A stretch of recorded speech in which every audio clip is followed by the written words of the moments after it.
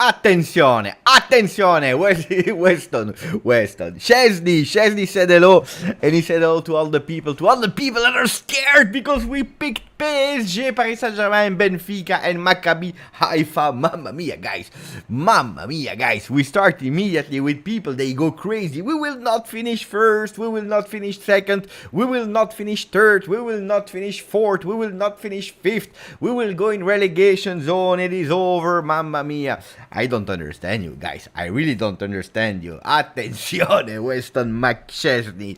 Weston McChesney is there on the channel as well. Now, seriously, guys, we speak about Champions League. Of course, we'll go to the history and some stats about Paris Saint-Germain, Benfica, Maccabi, Haifa, that are our three opponents of the Champions League. We still don't know when we will play versus them. But attenzione, guys, you are exaggerating. No, I don't know. You want to go on Champions League? You are crying all season.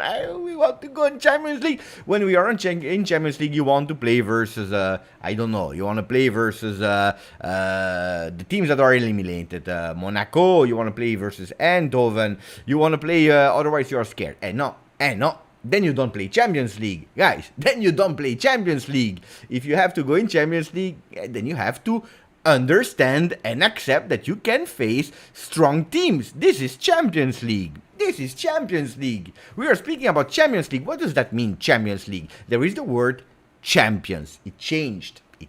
I'm old. You know that I'm a bit older than you. And in the time, back then, it was only for the first ones of every league. Less teams. First ones of every league, there were some special things. Sometimes there were even two groups before going to the knockout stages that were a bit shorter, of course. And you had really the Coppa dei Campioni, the cup for the winners. That's what it was called in the past. Things has changed with a bit more teams. Now you know that some countries have 4 teams, other ones 3, other ones 2, other ones 1. Some people even no country because they have to go through 8 difficult group qualification stages before acceding. But from the moment that you are there in the last 32, there are a lot of chances that you will play versus big teams. In the history of Juventus, we never played versus Paris Saint-Germain. It never happened. It will be unique. We already played versus Paris Saint-Germain in other cups back then, long time ago, but never in Champions League. So it will be unique, something new. I am excited. I tell you the truth. That doesn't mean that I believe that Juventus will finish first, that we will have 18 points on 18. Absolutely not. We will go through the details of all the 3 different teams. The history. Did we already play versus them? I can already tell you that at least one time we played versus the 3 teams. We'll try to understand and try to calm some peoples. And calming some peoples doesn't mean that I'm here to tell you everything will be fine, because we don't know how it will go. But andiamo, guys. A bit more chill. You want to play Champions League, you want to put the face on it, you want to become champions, but then you are scared because you are playing versus Paris Saint-Germain. And no, these are things that, I'm sorry, I don't accept. Then, if you want the truth, immediately before saying hello to all the people in the chat, before welcoming Nirai, that started also with a highlighted message, thank you for a donation, Nirai. Before starting with that, do I believe that Juventus is stronger than that Paris Saint-Germain in the moment as we speak? No. Paris Saint-Germain, honestly, and you will have to accept it at the moment, on paper, is stronger than Juve. In a lot, maybe even in every role. And that's Paris Saint-Germain that we will have to play not once but twice. In our home and in their home in Le Parc des Princes. Will they beat us? In percentages, they have more chances to beat Juventus in the 2 games. It is what it is. Then, football is football. If you have a bit of history of Juventus, you know that everything can happen. Versus big teams, versus small teams. Juventus, historically, they give better of themselves versus big teams than versus small teams. This is Juventus. Will we repeat it? I don't know. Can we repeat it? Will we see a fair game Mbappe versus De Sciglio? Or if Rugani will play because Bonucci will be injured, will he be able to man-mark Lionel Messi? Maybe we are exaggerating. But andiamo, ragazzi. Come on, guys. Come on, guys, a bit calm. So let me say hello to the people in the chat. I will read all your positive messages. Some people are saying, andiamo, let's go, we will beat everyone. And I will also read the one that are a bit more worried, that are there to say, Beppe, it's a disaster. I saw also some people that were writing, I hope. That's what they were writing, guys. We arrived at the point. I hope that we will lose, that we will get destroyed, so that we will wake up. Who is we? Who needs to wake up? Who is wishing Juventus to be trashed and smashed and clapped in the face by some teams like Paris Saint-Germain, Benfica, and Maccabi Haifa? I don't understand it. What were you expected? What were you expecting before watching the draw? That you would play versus only pot 4 teams. Who were the pot 4 teams? We already spoke about it this morning, yesterday, and also today live on the Twitch channel. And we are speaking about Bruges, Glasgow Rangers, Celtic, Marseille. You wanted a team only with them, then don't qualify in Champions League, finish 8th, and then you're there. Other people, they started, well, but we don't deserve to be in Champions League. We don't deserve to be in Champions League. As long as I know, you have 4 teams in Italy that deserve to go in Champions League because they finished 1st, 2nd, 3rd, and 4th. We were 4th. We have all the credits to go and play there. Are we favorites? No, we are not. Will we fight? We will try. Andiamo with Rahim with the first comment. Guys, I'm sweating super hard here in Belgium. Ciao Rahim, ciao Bogdan, ciao Jacob. Oh god, I'm scared because we could easily finish 3rd. It's true. In the group if we don't take our chances correctly and get points with the teams. Anyway, ciao Giuseppe, how was your day? Well, my day was quite full. I did a video on a friend's channel that is already online, Wayne in Rome, where we did a bit of preview of Juve Roma. I did a live on the Juve channel where we were doing live the sorteggi, the draws of Champions League, and we reacted immediately. This morning I did a video, and then I had some things to do, preparing also that live. Ciao Stavros, ciao Matthew, ciao Jordan, Calcio Ben is there as well. Ciao a tutti, ciao Beppe, ciao Felipe. Hola, Felipe is tending towards the let's go in Europa League. We will go into Europa League. The last time that we were in Europa League, I remember, for people that forget, was in the season 2013-2014 with Antonio Conte, because he was not able to beat Copenhagen and Galatasaray. It happens. It was 12 years ago. Since then, we always qualified and we went to the knockout stages, where we know that the record is not beautiful. But that's the last time I remember that we went into Europa League with strong team, with weak teams, with whatever. I don't understand all that negativity and already putting us like, I don't know. I can't find a word. It's difficult for me. Ciao again to Jim that is there. Juve is never afraid. Well, sometimes we are. Sometimes we are. And I'm not here to tell you and to convince you that everything will be okay. This is not the message of today. Ciao Azzurri Juve. Ciao Bogdan that is there. It's time to show our metal. Boom boom. Ciao a tutti. Ciao Bobby. Ciao Maric. Ciao Oleg. Ciao Matthew. Ciao David. Hello Beppe. I like our group. It will be a good challenge. Ciao Thomas. What? We had this feeling with Chelsea in the group. I am targeting first. Styler Z, ciao Beppe, Forza Juve. I have no fear. Max Allegri is here. 20,200, indeed. 100k is coming, maybe a bit exaggerated. Andiamo. Kini is watching, is saying also you, Thomas, you are probably a bit exaggerating with your messages. Ciao Rami Bules, who's saying ciao everyone, and ciao and happy Champions League day. The true fans, they click even before we show up, just saying. Ciao Mike Mazzares, ciao Beppe, and all the Juventini in the chat. This draw isn't too bad. Could have been a lot worse. Paris Saint-Germain will win this group and Juventus will finish 2nd. At least they should. So let me put immediately the poll. So to have a bit the temperature of the chat, and then we go immediately to Nirai. We go with, will Juve qualify? Yes, first. Yes, second. It's perfect actually. No, 3rd, that means Europa League, or no, 4th. Andiamo ragazzi, I want a maximum of poll votes so that you vote, and I need to understand the temperature of the chat. Ciao Taha from Barcelona is actually happy with his group. We will go through the other groups and we will try to vote also on Twitter on the UEFA site who we believe that will win the group. If Red Star eliminated Maccabi in the Champions League qualifier, Juve would come to Belgrade, but ace, first or second, the goal now has to be reached the quarterfinals and not get knocked out instantly as we have been too many times recently. That's my opinion, and that's how I started really honestly on the Juve channel in Italian today, because I said, look, I would love to have a really strong team. A really strong team as a first group. That's what I want. I really want that. Wait, let me share you again before going into the final ones. Can I share it here? So my computer, upload. Give me a second. Content creators, Juventus.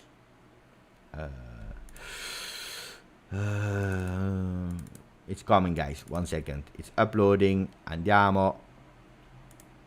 It's uploading so that I can show you the slide with all the teams that we had. So, Nirai, thank you for the donation, buddy. Saying we are going to pump Paris Saint-Germain. Boom, boom. So you see the different pots that we could play. Not the seconds because we were there, not the Italian teams in the other ones. I was saying, really honestly, I hope that we are facing a really strong team in the first pot. Why? Because that first pot is not only playing versus us, but is also playing versus the other teams. If we have a really, really strong one, the possibilities that they are winning also the other two games, that means that the other teams can potentially have 0 points. If that is a beautiful result for Juve, what Juventus has to do is winning versus the other two from pot 3 and pot 4. And in that case, Juventus is master of own destiny. And that's why I was hoping in a strong one. I was hoping in Bayern Munich, Real Madrid, or Paris Saint-Germain, even if I was not believing that Paris Saint-Germain would be an opponent of us. So, because at the end, I understood with experience that only two teams or two teams go to the next round, and that you finish first or second, it's always luck that will decide if in the next round you will face a strong or a weak on paper team. And sometimes, and a lot of times, you have or you believe that you have a bit of luck. We're speaking about Villarreal, Porto, Ajax, Lyon, 4 easier teams where you believe that, okay, fine, we have that, we get that. And now we already think about the quarterfinals and we skip the round of 16. And no, because then you are losing. Then you are losing, and history has proven us that sometimes it's better to face these bigger teams. So I don't care about finish first or second. You remember when we finished first above of Barcelona after losing in our home, I believe it was 2-0 if I'm not wrong, and then in their home we won 3-0 versus them, the time of Pirlo, and everyone was believing, mamma mia, what a masterclass, we will win the Champions League. We go through Porto, and ciao a tutti. We beat in our history Real Madrid. We beat so many big teams. You all remember these iconic moments of the past of Champions League of Juventus that we speak about a lot of time. And then when you are speaking about a slower team or smaller team, it's a problem. So everything can happen in football. Maric is saying 5-0. Be realistic, bro. Bro. Maric is my bro now. I heard today is my bro. Bro, 5-0. Be realistic. Well, I don't know. Manchester United, Liverpool. People, they were laughing at me when I said that Manchester United would have won versus Liverpool. They were mocking me. They were saying, Beppe, you're crazy. You're crazy. Did you see the first 2 games of Manchester United? Disaster. Disaster. Don't speak about Casemiro because he didn't even play. So it's the exact same team without Ronaldo and Maguire that didn't play in the beginning in the starting 11. And they won. They won. Everything can happen. If people think that you are playing a simulation, that you are pressing the button and you say, let's go, then maybe you didn't understand football. Then maybe football is not for you, the real football, Maric, if this is what you are thinking. Realistic football is 11 men versus 11 men, where today we are in a situation that Qatar owners, they bought Paris Saint-Germain, they spent millions and they changed the world of football forever. Today they have a team that in the past was with really beautiful names and beautiful players and beautiful icons, like your opening packs on FIFA, but managed really bad. This year, I said immediately, and this is my opinion, I believe that Paris Saint-Germain will have a big chance to win the Champions League. But I'm not saying it because they are in our group. Who cares about that? They are the favorite to win. Why? Because they understand something for the very first time in their history, that changing and putting a serious sporting director, a serious one, and also a serious coach, not Pochettino, but Galtier, without a big name, and also the people that they signed this year were functional to their project, is changing everything. Paris Saint-Germain is a strong team, much stronger than Juventus today, because they had the name but they had no idea. Today they not only have the players, but on top of that they also have the ideas. Then 5-0 realistic. I don't go with these kind of strange predictions, because otherwise it means that we are playing more FIFA simulation than real life football. Do you think that Paredes tomorrow is a done deal? I hope so. Well, first of all, welcome to Arkadiusz, for the people that were correcting me this morning, Arkadiusz Milik. Welcome to him. He's not official yet. He did his medicals. Everything went okay, as long as what I heard about it. So he will be the new number 14 of Juventus, because he's changed his number in the meanwhile. He will not go with the number 99. Thank you. Sorry, Colo, but there's only one 99, and it's Colo 99, not Milik 99. With number 14, that is much better, according to me, will be presented and officialized probably tomorrow, and then we'll try to go with Paredes. Everyone is saying that Paredes is a done deal. Paris Saint-Germain accepted the loan with probably an obligation to buy, so Paredes will reinforce. And hey guys, we knew it also, when you go for Milik instead of Memphis Depay, it is especially because you know that you go for more players. And then the last day of the Mercato, we will try to go for a left back. We tried for Renan Lodi. Atletico Madrid said no, and it makes totally sense because they don't want to sell their players. So let's see if we will find someone. Juventus is not interested by Reguilon, so it will be a left back that we will try to find. If not, it is what it is, and we'll try to compete with the ones that we have. Means Alexandro and De Sciglio on the left, De Sciglio and Danilo on the right side, with emergency Cuadrado. Daniel, we won the group over Chelsea last year. We can beat, was it last year? I don't remember. We can beat Paris. Oh yeah, it's true. Paris Saint-Germain. It's all about having the right attitude. But I remember, guys, that people were telling me, Beppe, we will be smashed by Chelsea.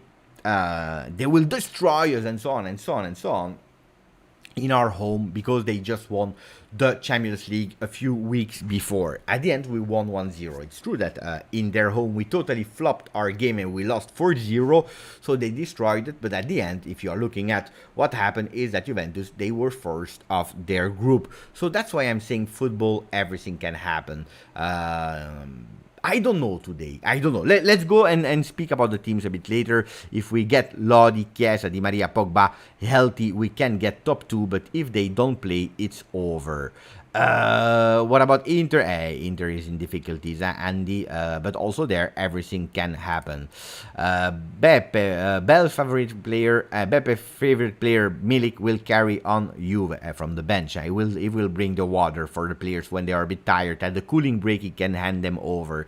Maric is changing now. He's saying Juventus, Paris Saint-Germain, Benfica, and Haifa. Attenzione, because we had a message from Marcello, Bruges to see Juve in Belgium. This is what I really wanted to. But it will not happen. Maybe in the knockout stages, even if I believe that Bruges will not go through, unfortunately. But they have better chances than last year. Jamie, Inter group versus Conte group. I saw Tottenham there. I know, but Tottenham is playing in another group, huh? But it's true that Inter have a really difficult group. Tottenham, it's a bit easier. If Tottenham is not first of their group, I think we have a problem. So can we speak about the group of Juventus? I believe it's time to speak about the group of Juventus. Let's go immediately. We have 4 opponents. Thank you, Jamie, for your donation, buddy. We have Juventus, Paris Saint-Germain, we have Benfica, and we have Maccabi Haifa. So if I tell you already a few statistics of the game, what can I tell you immediately about these games? Really easy. That Juventus played 8 times versus Paris Saint-Germain in official games. We did 2 draws and 6 victories. We never lost versus Paris Saint-Germain in European competitions. The last time we played versus them officially was on the 5th of February 97 in Supercoppa. 2 games. The first one we won 6-1. The second one we won 3-1, and we won that Supercoppa. Then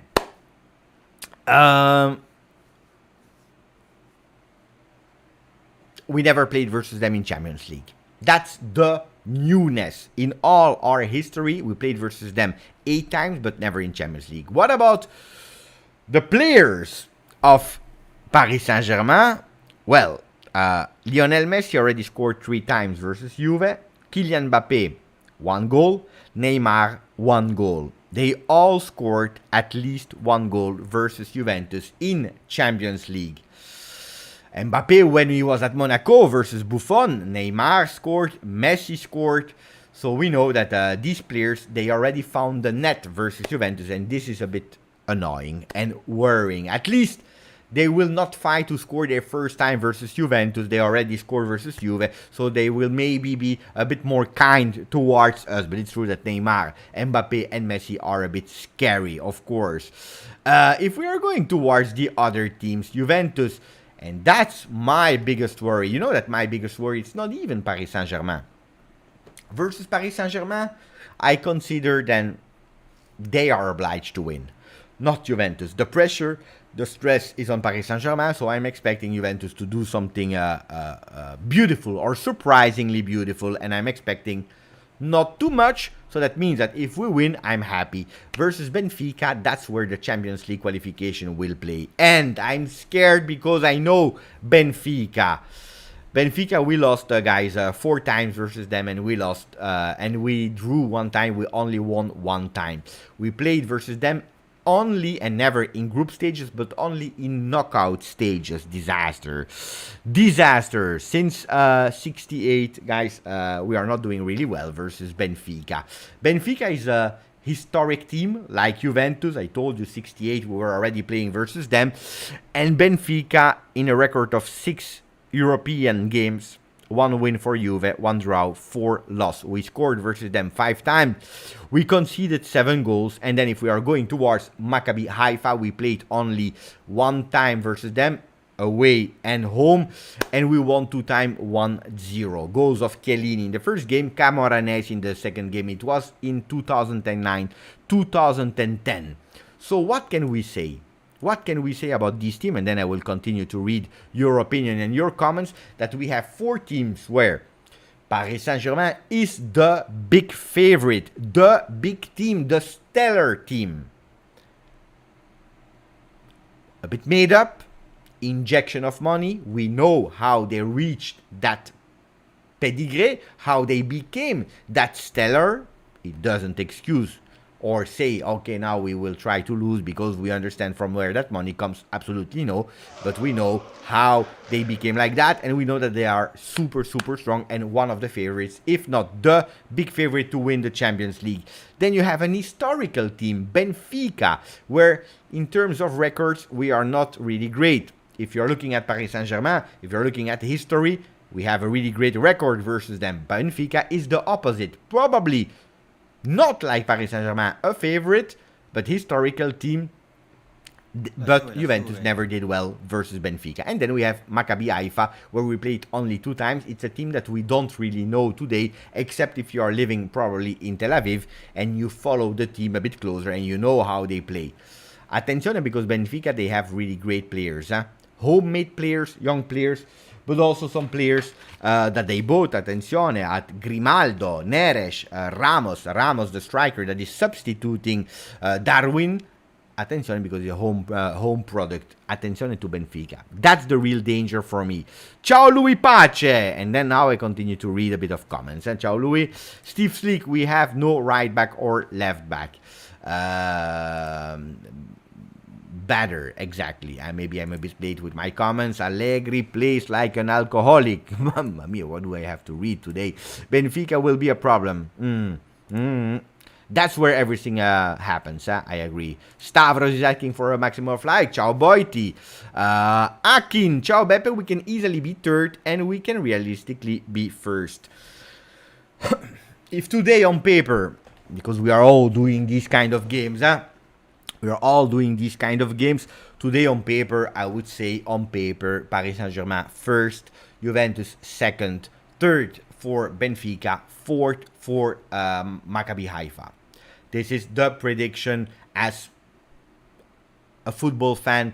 You know, when you are watching the group stage for the World Cup and you are trying to make some stats and who will win the World Cup, is it possible, yes or no, and so on. If you are doing things like that, probably we go and we say that Paris Saint-Germain, they started their season really well, where Juventus is still trying to find their form, and we are still waiting for some players like Di Maria, because we know that the Champions League, if I'm not wrong, should start on the 6th or on the 7th of September. So we are speaking about how long, how many weeks? We are speaking about in 2 weeks we start. And then Champions League will be nearly every week, except of some breaks, of international breaks and so on, but then it will be every week instead of every 2 weeks. Do you remember why? Because World Cup break. So it will be a big sprint and the Champions League this time.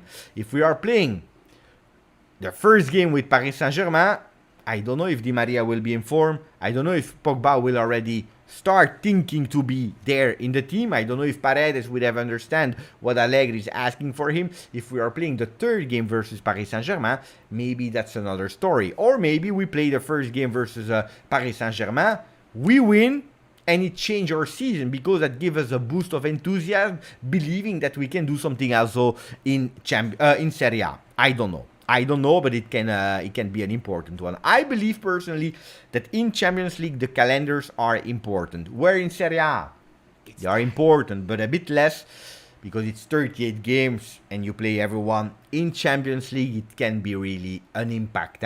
You play immediately after 2 weeks Paris Saint-Germain, or you play versus Maccabi Haifa. There is a difference, especially for Juventus that is looking and searching still for their identity. Allegri is more sober than you. Guys, don't insult each other in the chat, because then, you know that I don't like that. Even if Juve brought both Mbappe and Salah, people will still complain. I believe we have a good team to compete, and I will support them till the end. Well, if we are really honest, Peter, I understand some frustration. Today, by the way, I wrote a tweet about the new generations of fans and how they support and why they are supporting like that and so on. It's a long discussion that I don't like to do in the beginning of the videos, but always towards the end. Why? Because then you go into some psychological talks and so on, and some people will get bored. They want to speak about Milik, and they want to speak about Paredes and about Mbappe, but not that much about these kind of philosophical talks. Now, if we are realistic, it's true that our team, the team that we saw last season, was not great. And by the way, we were out versus Villarreal correctly. We didn't deserve to go through. Even Bayern went out. Villarreal was the surprise last season, but Juventus didn't deserve to go through. And in Champions League, we don't have a beautiful record. We don't really have a beautiful record of history in the last few years. With Allegri, with Sarri, with Pirlo, and with Allegri, the last 4 years were a disaster. We know that, and it's correct to speak about these kind of things. The last beautiful performance really in knockout stages was versus Real Madrid, and that penalty at the 97th minute killed us. Penalty or not, that's another discussion. It's true that today our team is probably not good at the moment as we speak, but we are going towards some improvement, and we are expecting this improvement as fast as possible with Milik on the bench, but also with a Paredes that is there to change the team, and maybe, who knows, with a left back. What are you voting at the moment? 55% of the people are saying yes, we will finish second. 31 are saying yes, Pepe, we believe because we will finish first. Third for 12%, only 1% that are saying we will finish fourth and be eliminated from all cups. Ciao Talisma, ciao Alexander, Mohammad is saying, Beppe, we are fine if injuries issues are fixed. We need continuity. This is a problem that we had the last few years and that we have to fix, of course. Then, injuries are part of the games, and we knew already that Kiesa would not be there. It will probably not be in the Champions League list in the first group stages, so hopefully we can qualify, otherwise Kiesa will not have been played Champions League in 22-23. Would be really sad for him and for all of us. Ciao Robin van der Vorst, David, it could be worse, look at Intergroup. Beppe, do you still do your day job as I'm not store manager, I'm manager for stores in Europe, so I'm taking care of stores in Europe and not in a store, so I'm not 24/7 in a store, but I'm traveling. But at the moment, yeah, I'm doing it even if I don't travel that much at the moment. Hozar, I can already see us beating Paris Saint-Germain 1-0 with 2 shots us the whole game. Could be, eh? You never know. You never know. So, wait, because I had a comment, let me check, and also some people that renewed on the channel that I have to say thank you to. It's Marvin that just renewed. He said, Beppe, third month here. No, we have Zakaria and Paredes. Now it is all about the defense, left back. I don't know if Zakaria will remain. Guys, I told you since the beginning, even since last year, that we were with 9/10 midfielders and that it's too much. So from the moment that you announced Paredes, Fagioli will go on loan. I still don't know where. Cremonese, Sampdoria, Monza. He will have to make a choice where the project will be the best for him, but he will not stay, and that's Fagioli. And then probably they will tell Zakaria that this is the last choice and he will have to leave as well, because McKennie has total different characteristics, because Arthur looks like he was no, he doesn't want to leave. Looks like Rabiot will finish his year with Juventus. So these are the players. Then there can always be a surprise, but at the moment we are with a bit too much. Wait, let me go a bit faster. Rad, ciao Rad. Second, I believe we are not Paris Saint-Germain competitor, but and Benfica always do well in Champions League. We need a live with Rabona TV. Well, I can already tell you that one of the first thing I did today was to message my friend Adrian. You know that I really appreciate and like Adrian from Rabona TV. I sent him immediately a message and I told him, Adrian. Look, I will show you the message, by the way. I will show him I will show you the message without showing his number, otherwise he will kill me. But I said to him, can't wait to preview our games with you. And he said, yes, sir. Should be a fun battle. To Adrian. It's a good one. I need to find someone from Paris Saint-Germain as well. Maccabi Haifa. I don't know if some people are doing YouTube there. I don't know people from Maccabi Haifa. So I need to investigate, to have them on the channel to preview the Champions League. Thank you, Rad. Thank you. And also to J. Mariano, 6 months. Calma and enjoy the ride. What happens will happen. Wishing our players and everyone here good health. Forza Juve. Thank you. So, okay. Let's be a bit calmer. Red Jaden. I believe as well some Liverpool players was training in Juventus shirt before 2005 match in Anfield. You're speaking about your final versus Milan. I don't know. Ciao Red. I'm happy that we have some Liverpool fans on the channel as well. We will go through the group of Liverpool in a second. Out of memory, it's Liverpool, Ajax, I believe. Liverpool, Ajax, Napoli, and Glasgow. We'll try to check that. No, my message about what I'm reading is quite an easy one. You don't have to be over enthusiastic because it's a really strong group. We see it again, really strong group. With 3 potential qualifiers with Maccabi Haifa, that if you are not able to beat Maccabi Haifa, there is a problem. There is a real big problem. So 3 teams that should compete with, in the starting blocks, if we are looking at the names, Paris Saint-Germain better than the 4 teams. Juventus should be with the name that we have better than Benfica and Haifa at the moment. Let's say honestly, at the distance, if you play 38 games versus Paris Saint-Germain, I don't believe that you will beat them 38 times. That's the thing. That's how I try to reason. 38 games versus Paris Saint-Germain.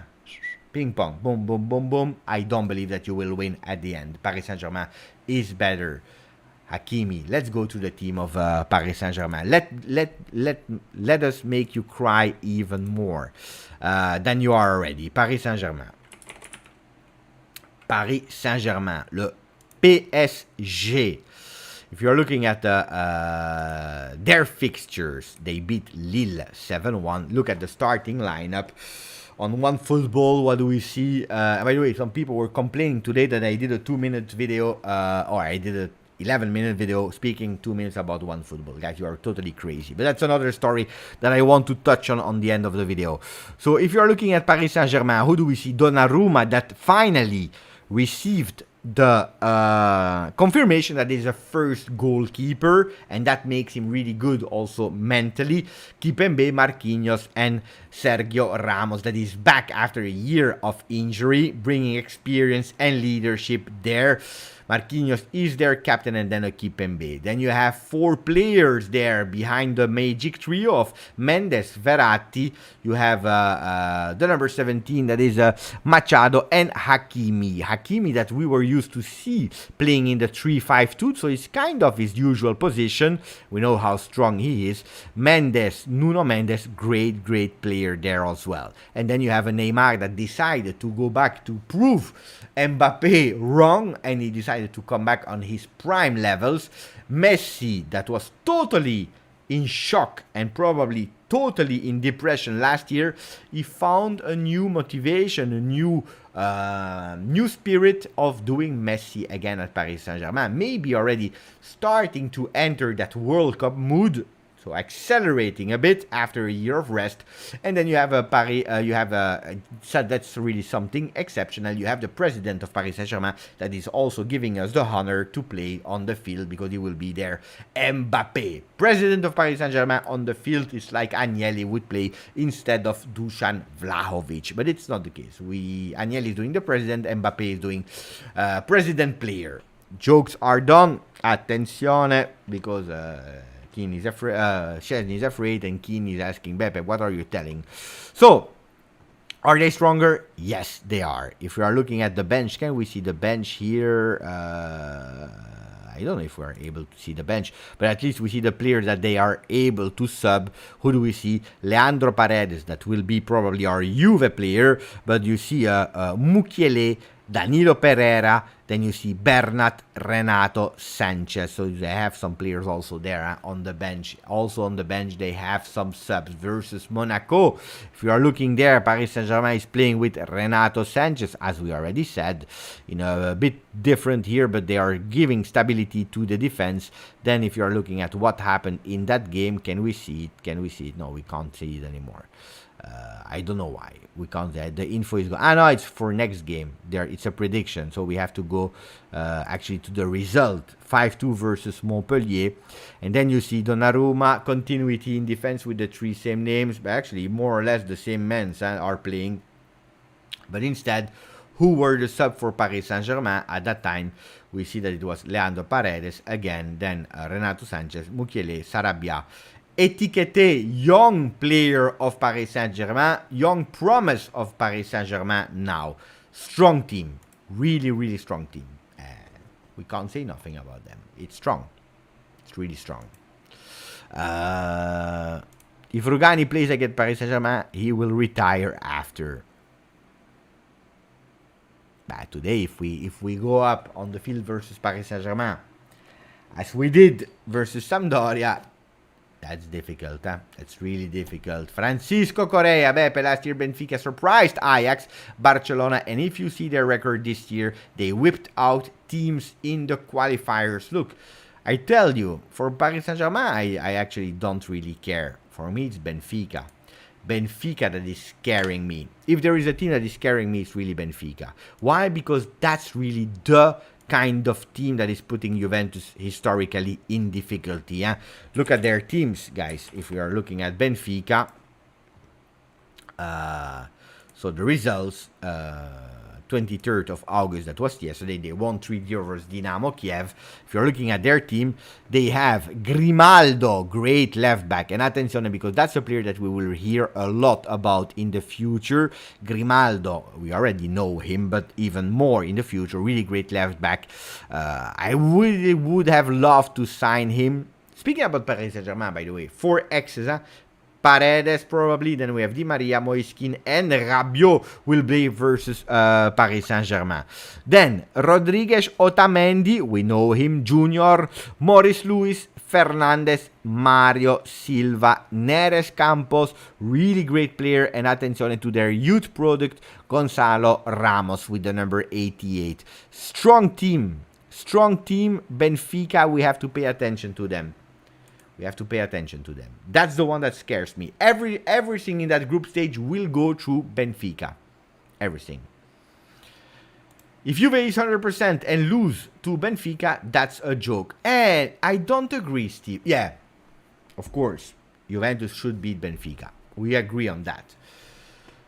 But attenzione, for me, Benfica is really strong. For me, Benfica is really, really, really strong.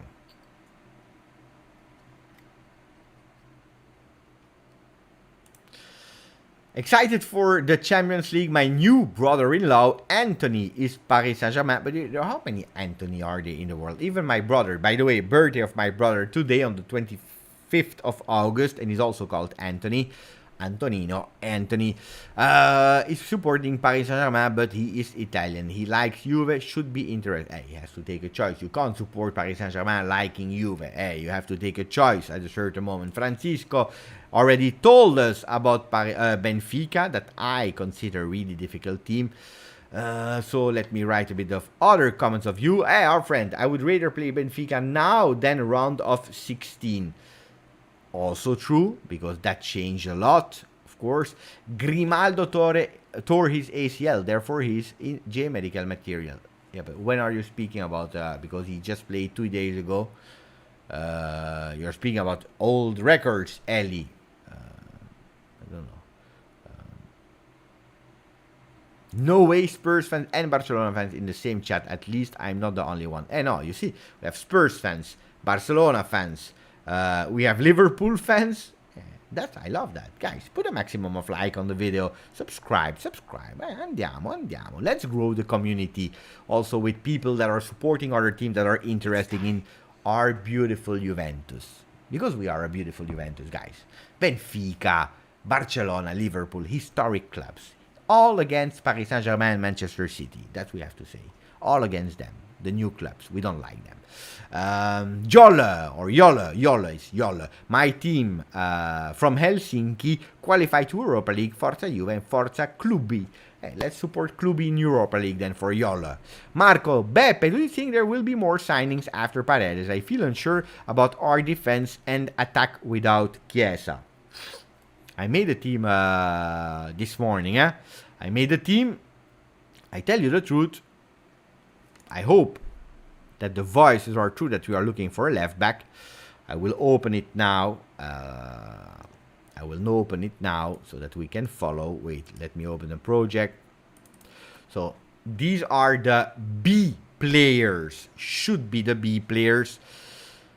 And you see that if you're looking at the really 11 starters, you have Moiskin, Milik, Kiesa. I put Kiesa here. Why? First of all, he will not play the Champions League.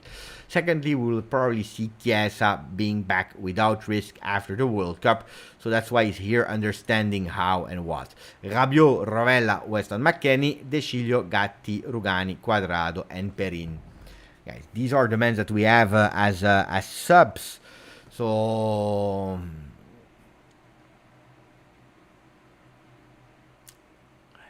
we see there are a problem here because De Sciglio is a right foot player that did some okay performances on the left side of the field.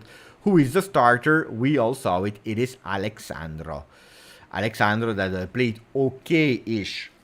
Even if I have to think that probably De Sciglio becomes a starter. If we don't buy a new left back, De Sciglio will win over Alexandro. I believe. But who are the starters? Guys, it's quite easy. Have to go to team. Let's see if we can do it quickly or not. Representation teams. We are with Di Maria here. Kostic here. Rabiot here. No, it's not true. Out, Rabiot. Out, Miretti. But even attention to Miretti because he can have a really important things to say here. Where is Paul Pogba that goes on the left, Locatelli can goes on the right, and we have Paredes here behind, and that should be our starting 11. Where are we seeing the difficulties? Of course, on the left side of the field. Then some people are saying, Beppe, we have some problems on the right side of the field. Danilo is a security if he's playing here. A bit more here. And it's not worrying me. But then you need to have a left back that is really strong in going up and down, up and down. And then you don't need a Danilo to go up and down. In the vision of Allegri at least. If you are changing and you put Quadrado here, then you see if we put, for example, Juan Quadrado instead of Danilo, for example, then you will have a Quadrado that will go up. And then you probably go like that with a more defensive left back. This is how Allegri plays since ever and will always play like that. You like it or not. If you are thinking about a team that is going like this, like Manchester City, like whatever team in Europe that are doing really great things, we don't have our players. Because first of all, Allegri is not playing like that. Ancelotti is not playing like that. And we don't have the players to do it. We don't have them at the moment. So, of course, it can be a problem if you are thinking about that modern style football. But if you believe and if you hope that suddenly we will start playing like Manchester City, stop dreaming at least this year. Because we will go towards a balanced football. Not defensive, not offensive, but balanced football. So this should be the starting 11. That's the one. That's the one that we have.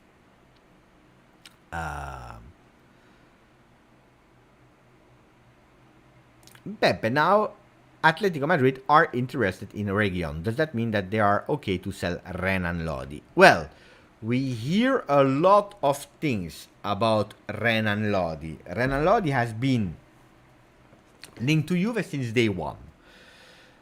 The money was really high. Some people were even speaking at a certain moment about 40, 50 million for him. And I don't believe that Juventus will invest in Renan Lodi at that price tag. They asked for some opening from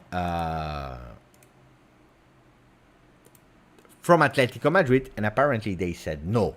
Other sources are saying yes, but only if you pay a lot of cash as fast as possible. So if you are going to Renan Lodi, let's go to Renan Lodi. He's 24. Yes, double nationality. At least that's what they are saying. What do we see? That he can play left back. We know that. 173, not a tall player. Double citizenship, and that's really important. Otherwise, we would not have the possibility to sign him. He has a contract until 2025.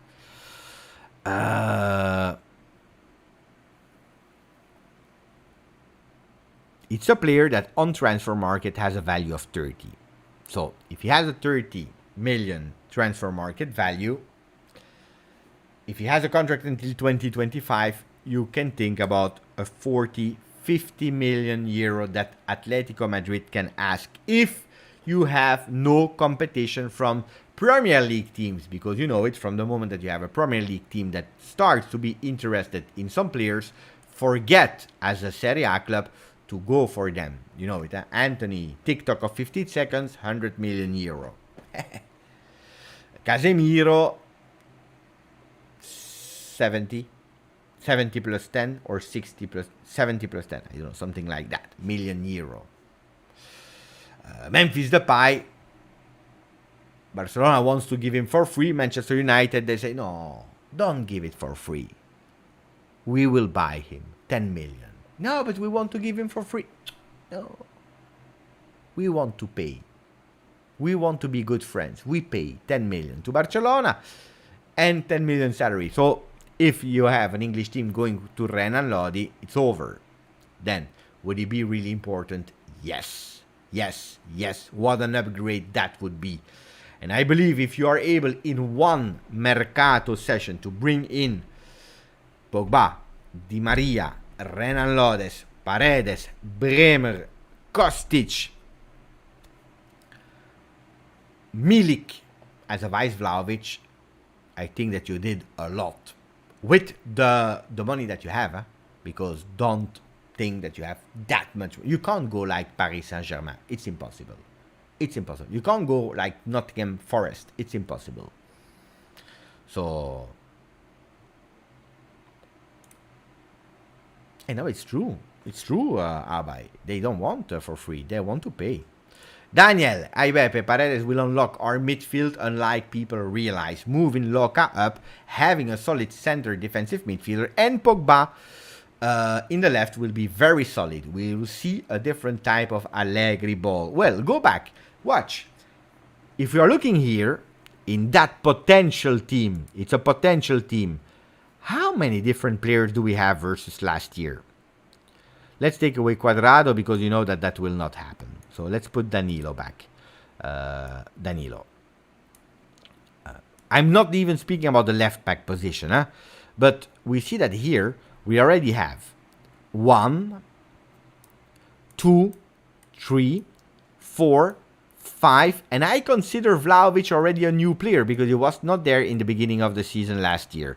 So we have 6 players and potentially Locatelli as a new player. Why am I speaking about that? Because a lot of time last year he was playing here in a defensive midfield role, sometimes in a 4-4-2 like that, and he was covering everyone and he was not being used as we wanted, like we saw versus Roma. That will be our next opponent on Saturday as a box-to-box. You remember when he played that position, how great he was doing, and in the few games that he was doing it, he was doing great. So if he has the ability to cover the backs of Di Maria, that Di Maria will go a bit more centrally. If Vlahovic can only think about here, but the balls will come from Di Maria, we can go with the tools, of course, but how will we play? So you see that we have to go with the balls here. With Di Maria that has the possibility to go with balls here. Oppa, with balls here. Or he can go straight, for example. He can go straight himself. Running here. Up. And then cross. Like this. We have already a few possibilities. If Kostic, he has one job to do, our Filippo. Filippo Kostic is really easy. He goes here. That's easy. And what does he do then? He goes with a cross here. As simple as that. That's Kostic. As easy as that. Then we have a Pogba that has the right to go here. Look at that. Here, sorry. I know. I messed up. I'm sorry. I'm sorry. I need to get used to these tools, guys. So Pogba, he has the ability to go here. Hey, what does he do?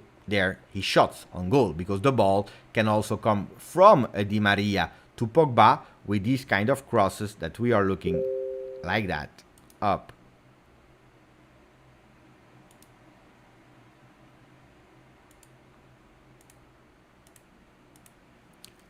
I'm trying, guys. I'm sorry. Here we are. With these crosses of Di Maria that can go potentially like this. I'm messing up here a bit of things, but anyway, you understand what I mean, huh? So these are the beautiful possibilities with Locatelli that is covering, and if you want to cover, it's as easy as that. You cover Locatelli position.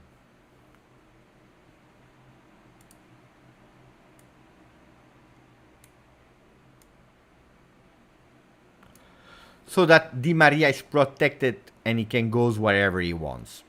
Paredes is opening the game really easily. He's opening, or with short passes to him and to him, or he goes with really longer passes. Because he has the ability to do so to Di Maria, or another one here. He goes to Filippo Kostic. We have already really beautiful designs here. We know an Alexandro that is stopping here, and we will ask him to stop. Wait. We will ask him to stop here. We doesn't need him a bit further. And Danilo can go up a bit higher until here. Look, I like. I don't know what you are thinking about my beautiful designs, but I like that. I like.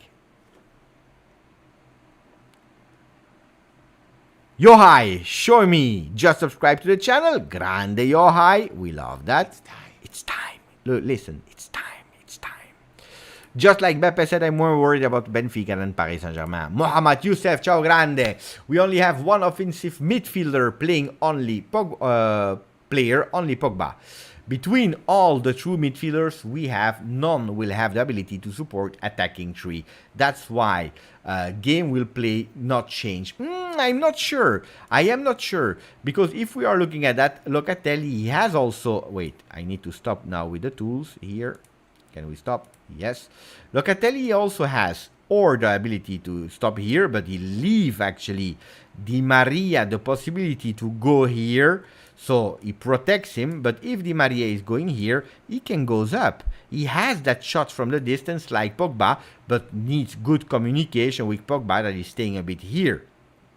So there are some possibilities here, and that's why Di Maria is doing actually the role that we were expecting from Dybala last year, being the link, the creative link that we were missing, and he will not play in a real 4-3-3.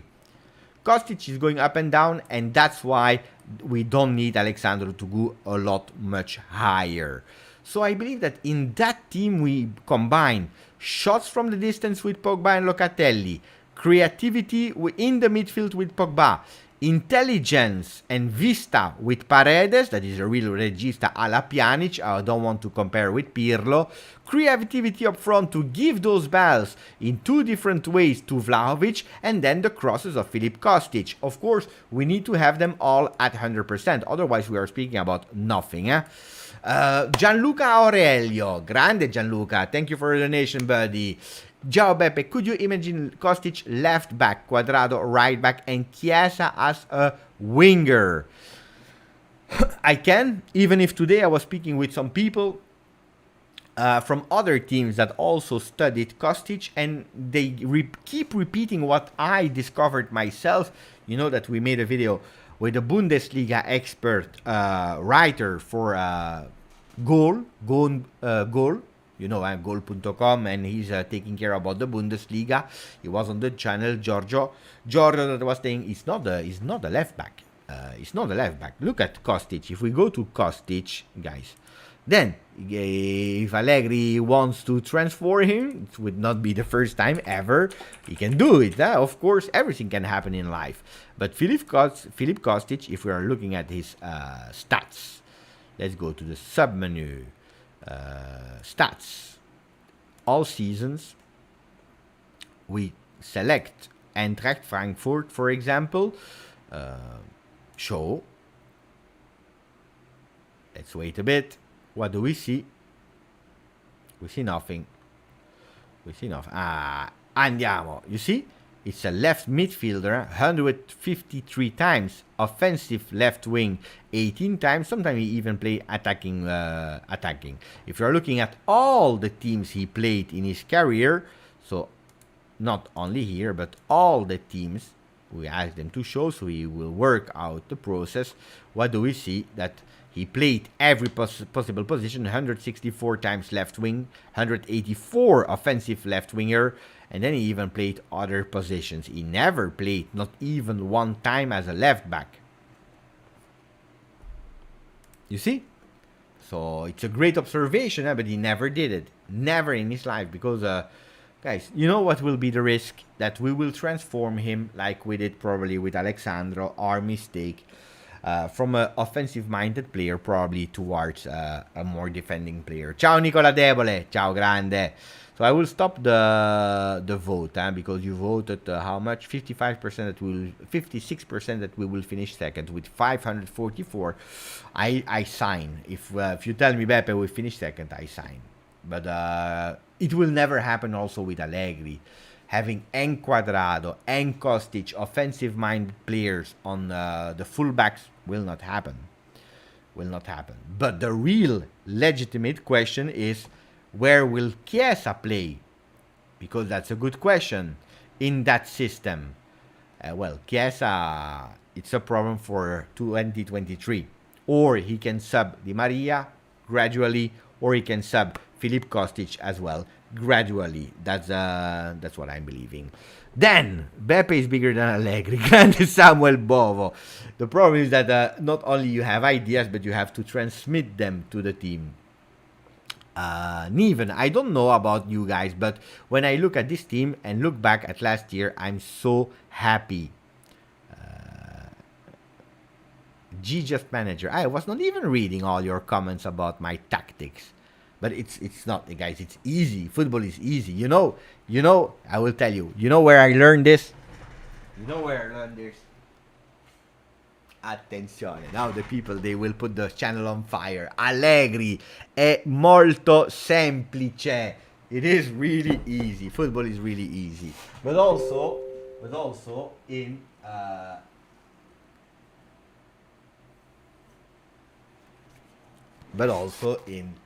la Juve di Antonio Conte, guys. Attenzione, la Juve di Antonio Conte, with a lot of these kind of things. How do you play 3-5-2 and so on? Explaining all the possible ways of things. You see, guys. You know why? That's why I love. It's not only molto semplice, but it's la Juve di Antonio Conte. It's here. It's the book of Pirlo. Where is the book of Pirlo? I always lose the book of Pirlo. I don't know why. Book. Andrea Pirlo. The book of Andrea Pirlo. Trying to understand. I also read the theory. The exams of Pirlo to become a coach. I love that. I really love that, to understand. Then maybe I'm wrong. Maybe I'm right. We never know. Beppe, we need the ball to make these moves. That's another thing. Of course.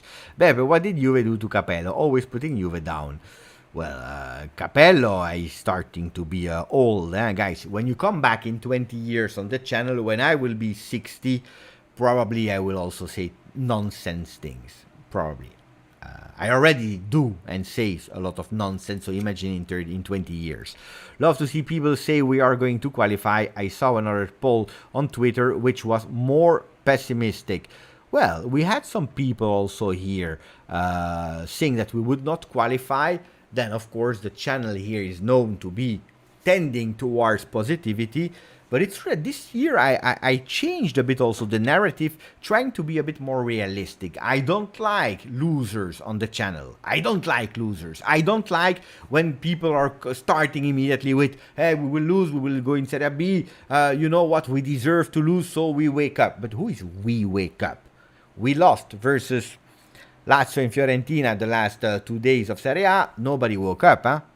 We won versus Sassuolo. We didn't receive a boost versus Sampdoria. Versus Sampdoria, we did 0-0. We didn't play. Let's see what we will do versus Roma. I don't believe in... I hope we lose, so the manager, they will sack Allegri. I don't believe in these kind of things. Guys, we're speaking about professionals that can make mistakes, but they don't need one game to take a decision or to understand football. You know, what I'm doing here, it's joking, huh? I'm not a professional. I'm joking together with you. We have some fun. It's about experience of watching games, but I'm absolutely not the coach. I'm not the coach. I coached young under 13s in the time, but I am not a qualified coach. I'm not a qualified football expert, manager, scout. This is not my job. We are easily criticizing people that they are doing that day in, day out. They make mistakes. Sometimes they are obliged to do mistakes because financially, because they are a stop. You know, if it was that easy, probably Depay would have been already today a Juve player.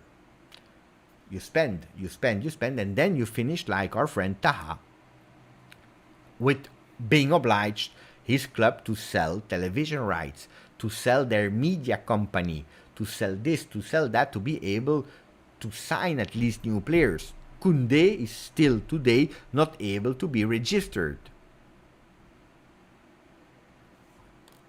Attenzione. Attenzione. Suspense music. Attenzione. You know when the suspense music is coming, something is happening, eh?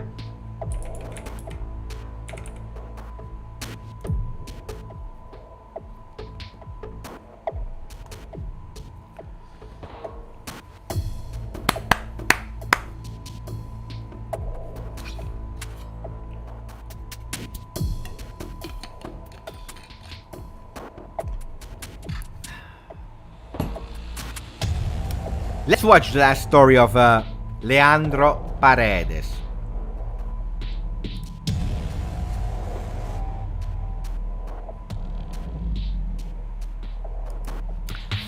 "90 minutes ago. Te amo, Leandro Paredes." What does that mean?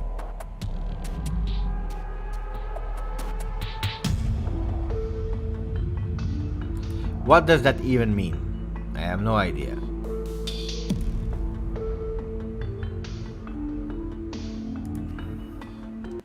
Yeah, I was tricked. Raffaello Franco is telling me Beppe. Attenzione, exclamation point, exclamation points, Paredes. He has put a smile. Where? On what smile? On the Instagram story of who? Of what? Raffaello, tell us what's happening here. I don't find the message back. The message has been retracted. Guys, I don't like when you are doing these kind of things. Mamma mia. You are making all of us...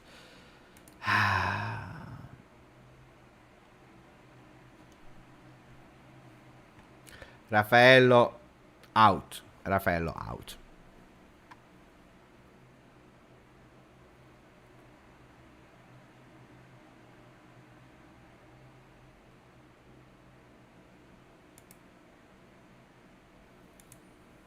Raffaello out. Mamma mia, you know, you can't imagine how I hate this. This is the thing I hate the most. When Beppe, smiley face, Paredes, he will come to Juve. Te amo. 25, te amo. 25 is the number of Rabiot. But it's not even his picture. It's the one of his girlfriend. He's happy. He's putting a heart. He's reposting a picture of Camilla Galante. Let's see a bit Camilla Galante. We have to investigate. Huh? We have to investigate. Ah. Welcome. Welcome, Camilla. Alma, look at that. You see? This is a message. This is a message. When you investigate, guys, this is a message. Alma. Because you're saying Alma. Like Mr. Allegri. Alma. You see? And I need to take a picture of that. I need to I need to screenshot that. Alma, he will come. You see, this is a hidden message. Thank you, Raffaello. The second picture, the kids, siempre, attenzione, because siempre, and then a message to Di Maria. We can see it clearly here. Message to Di Maria. Entrada, that means the entry to Juve. 4, 1, 2, 3, 4. Why? Because we clearly see that the one with the long hair here is Rabiot. Here with the camouflage pant is Moiskin, that is always trendy. We see here Di Maria and Leandro Paredes. 1, 2, 3, 4. The 4 ex-Paris Saint-Germain entry to Juventus. Siempre, always love Paredes. Grande. I love that, you see. And then we see another pictures, 25, Rabiot. We never forget about you. We love you. Il bianco, the white, te amo. Te amo, 5 letters like Juventus. U-V-E-Entus. 5 letters. Leo Paredes 20. It makes sense, huh? And here, es el número uno. He is the number 1. Why? Because he's coming. And look at that. 1, 2, 3, 4, 5, 6, 7 times the J of Juventus. It means something. I understand social media, guys. You can't understand these kind of things. But it's clear, huh? Now it's clear. Now I understand why people were telling me, Beppe, go for it. What a ridiculous 5 minutes that we lost during the live. Attenzione. I can guarantee you that after these 5 minutes, Moiskin is really sad about what I'm telling. But Paredes will be a Juve player. Let me check if Mo is maybe reporting a bit more serious things. Maybe it can be, because you know that there is a difference between me and Mo. Mo in the Telegram group is doing the serious things and I'm doing the jokes. So what are we seeing in the Telegram group? That Juve, after the striker, the midfielder. Milik is here. Paredes is on his way. First page of Corriere dello Sport. Front page of Tuttosport. Juve, even Paredes. The deal, hopefully, because if you bring me only Milik to end the Mercato, probably I would not be here smiling, knowing that I will have to face Paris Saint-Germain. The deal is at the details with Paris Saint-Germain. They are trying to find an agreement on the formula. The Bianconeri are pushing for a loan without obligation or under certain circumstances. They will try to close it today, so Friday. The deal between Paredes and Juventus is at a very advantaged stage. They are defining the last details. It will be a loan with option to buy at 15 million, which becomes an obligation under certain conditions, such as Champions League qualification. If people wants to know about Cristiano Ronaldo, apparently United Stands was reporting. Hello there, United Stands. My name is Mark Goldbridge. Cristiano Ronaldo is on the verge of signing to Sporting Lisbon. The club are going to begin presentation preparation for tomorrow. Deal 99% done. Cristiano Ronaldo to Lisbon, as reported 1 month ago. From Monblano, and then the eyes of German Federation are on Kenan Yildiz, our young player from under 19 that didn't play that well versus Sassuolo in the first game, 1-1 that I watched, by the way.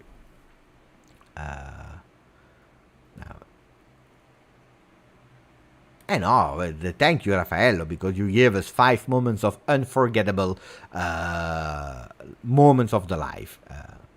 Red, can you tell us a bit, because I'm curious, and now we will go to the Champions League groups before we close. We go to the Champions League other groups, but I want to know what kind of strange things the people, the fans of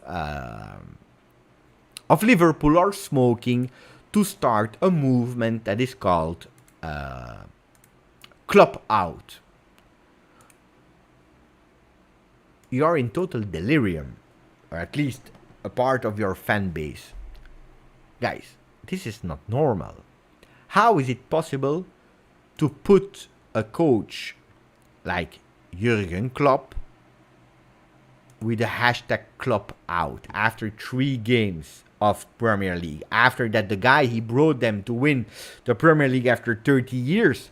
After he has built a team from, honestly, not that much. Not that much. They were not great. He built it. We know the curse of the 7 years of Jurgen Klopp with his first team, with Dortmund. We know that. But anyway, guys, are you crazy? Are you seriously crazy? You just won the charity field. He won every single possible trophy with Liverpool. Guys, I don't understand that. I really don't understand. Guys, today's football world is totally crazy. Then, if you criticize Allegri, I understand it.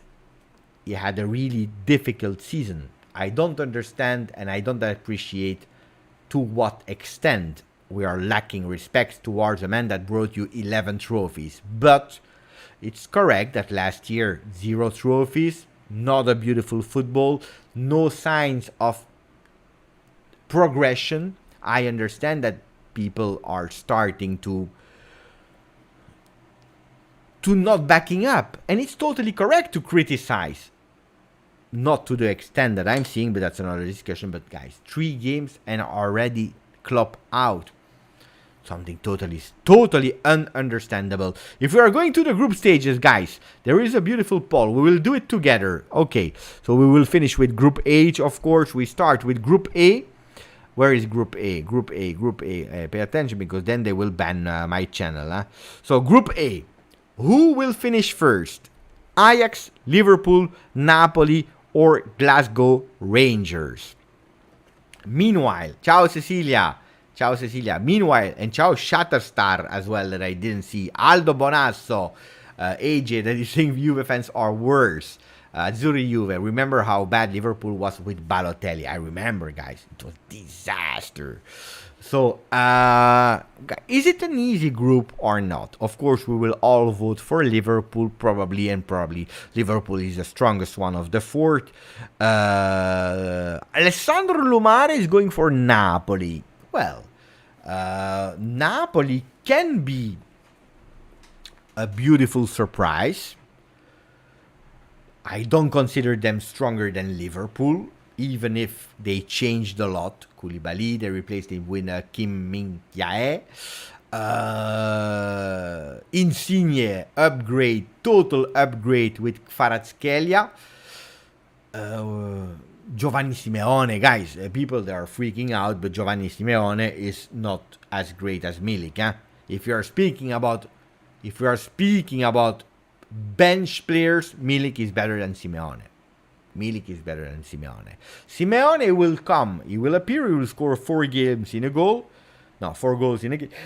a game, 3 goals in another game, and then he will disappear for the rest of the season. I know. I bought him for my Fantacalcio last year, and the guy was a total ghost in 95% of the games. Anyway, Ajax, they lost a lot of players. Huh? Probably Anthony, but I already lost Haller. They lost Gravenberg to Bayern Munich. But is he playing with Bayern Munich, Gravenberg? I don't know. But anyway, Gravenberg, Haller, Anthony. That's a hit. Huh? They have a lot of money in their pocket and they are set for the next coming 10 years. They will invest in youth. They will grow these young players. Probably they will also invest in Ziyech from Chelsea. But Ajax, good team, I believe here, without any doubt, Liverpool, guys. Huh? Liverpool. Yeah, of course. No. I agree with Chatterstar who said I like what they did. Look, Liverpool, 71% of the votes. Ajax, do you agree with that? That Ajax might be stronger or has more possibilities to win than Napoli? Rangers also, huh? They did a beautiful finalist of Europa League last year. They lost because of Ramsey. Now Ramsey is gone. They want to kill him there. Mamma mia. The supporters of Rangers, they are even more angry than the one of Juventus towards Ramsey. So imagine how much they are angry. So 50-50. Depends, huh? They lost a lot of players, Ajax. They lost a lot of players. I believe that Napoli would be second. They have to be second, Napoli. They need to be second, Napoli. Second group here. Porto, Atletico, Leverkusen, Bruges. Well, the Atletico that we saw, except of the one that lost versus Villarreal, is strong. And they should be first, according to me. Atletico. Bruges last year, they were in a really crazy group and they did quite well. They lost Charles de Ketelaere, they kept some other players. Atletico and Porto is a strange team, It's a strange team.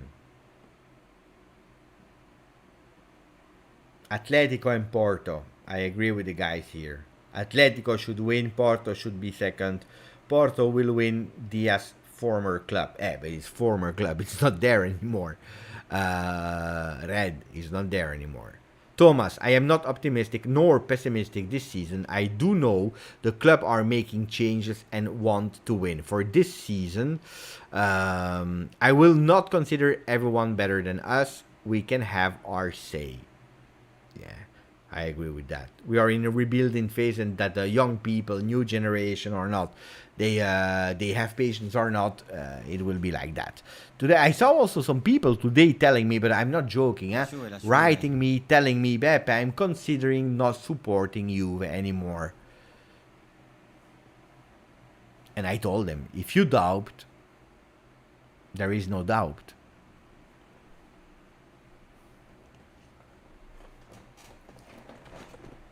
This is a really beautiful and deep message. If you doubt, there is no doubt. Keep that in mind. GJustjuve, 26th of August, 1 a.m. and 7 minutes. If you doubt, there is no doubt. Erion, my worry, who will score 100 goals this year? 100. That's a lot, 100 goals are really, really, really a lot. Let me go back in time for you. That's a good question. And then we continue with wait. Let me first put, and thank you for the donation, Arion. Let me first put Atletico, 74. Then, 16% for Porto. We will go through the other to the other ones in a second. But I first want to do something. I want to go back. 200 goal story that is a donation, so I really want to take my time to answer it. So Calcio, it was a few days ago, so give me a second just to find it back, because it's an important one what you are telling me here, and I wanted to go to the history of 100 goals. That is really important, because in the history of Serie A, let me scroll. I will arrive there. We are really nearly there.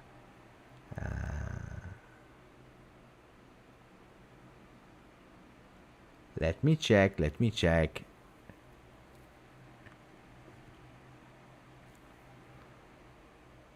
I want to find it as fast as possible, but then you know that when you are looking fast, you probably lose concentration, you are a bit stressed, and then you are doing mistakes. I saw a really interesting article about scoring goals, about the 100 goals, the target of 100. I found it. Mamma mia, I'm really great. So, teams with more than 100 goals in Serie A.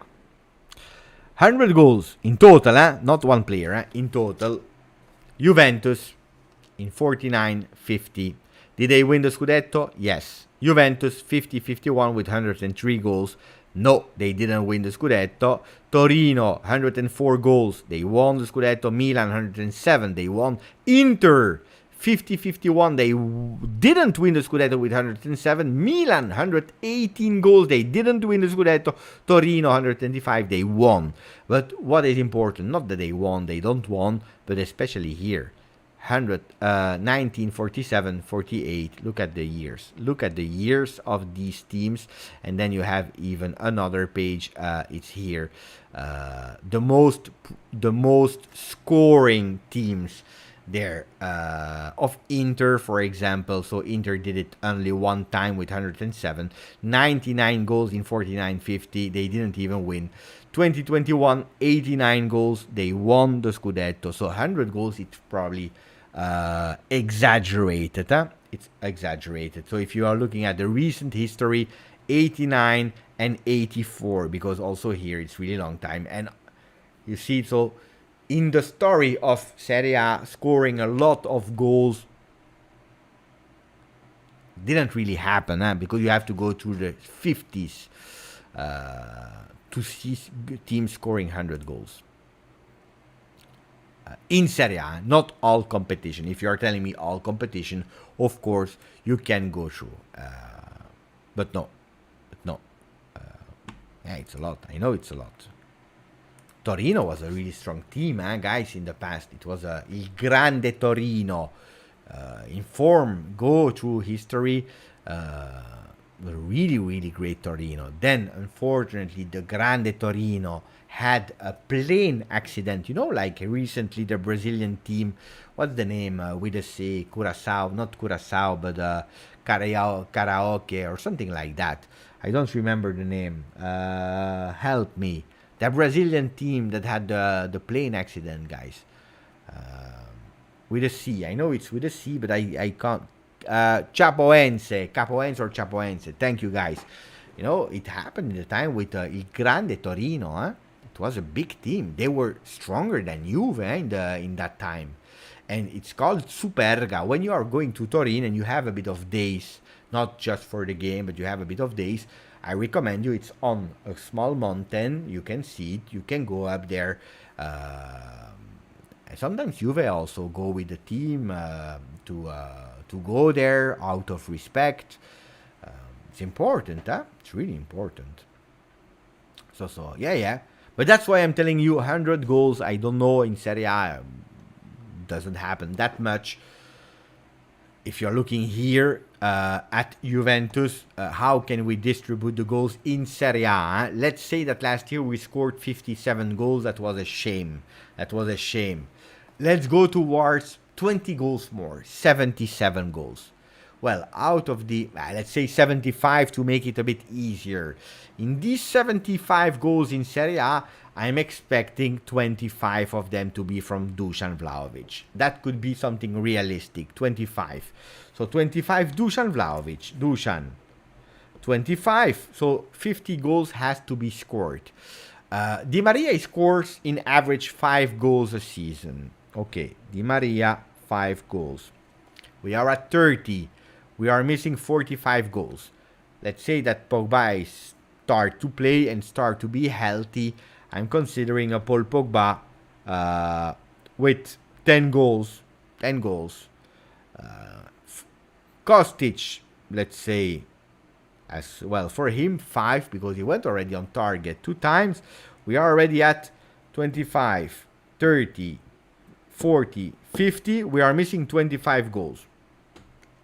There, Milik in Serie A, 10 goals. Let's give him 8 goals. Milik, 8 goals. We are speaking about Serie A. Arkadiusz Milik, 8 goals. We are there. Federico Chiesa, 5 goals if he comes back. Moise Kean, 3 goals, 4 goals. Bonucci, 5 is maybe a stretch. I would go for 3 goals from Bonucci, 3 goals from Bremer. And don't forget Quadrado with his 3 goals as well. Yeah, Nicho is saying 3 goals of Quadrado. Pogba, maybe I exaggerated with 10. I exaggerated. Some 60 goals by Dusan. If we are looking at Twitter, that's what he has to do. Otherwise, people hate on him. Alexandro, 5 own goals. Yeah, we go in minus with the minus 5 of Alexandro. This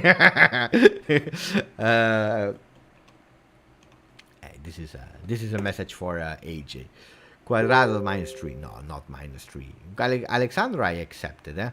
Chesney, 10 goals. McKennie is a good goal scorer. Yes, Ace. Yes, I agree. Yeah, I agree. They asked him 10. You know, his record was 6, I believe. 6, with 4 in Serie A and 2 in Champions League. That is best that he did in one season. Then he had some injury. We arrived there, of course. Not if we play like we play versus Sampdoria. You look at same of the great sides of history, Juventus 80s, 90s, solid defense, and always find a way to score a goal, or to Italy, the same AC Milan, 90s and 2000, the same any Mourinho team, the same. It's true. It's true. Probably this is one of also the problems of the new generation teams in Italy that probably missed a step in the evolution of football. Still thinking sometimes that we are the best, we are great, we are doing really great, and so on and so on. And then missing probably a bit of evolution there because of solid defense and so on and so on. You have to continue keeping your identity, I believe. You can't become Barcelona. This is a mistake that a lot of teams did. They wanted to impersonate Barcelona, but there is only one Barcelona. There is only one Pep Guardiola. So they start since they are a kid with the same system, day in, day out, day in, day out. They arrive in first team. They know what they have to do. They know the way they have to do. So don't change, but adapt slightly. And that's something that maybe we forgot. Also for Allegri, the same. Also for Allegri, great coach, immense tactician.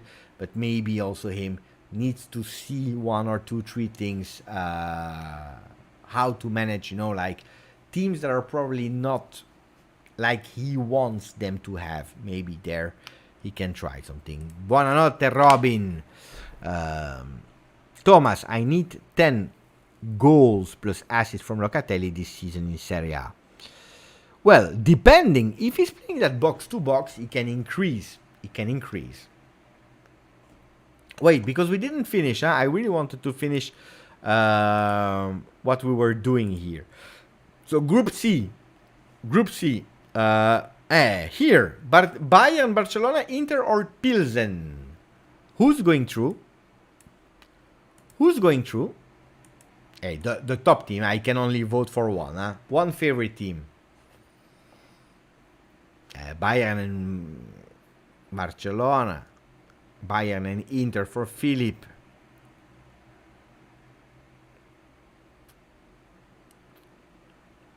Just like it's written for Radovan.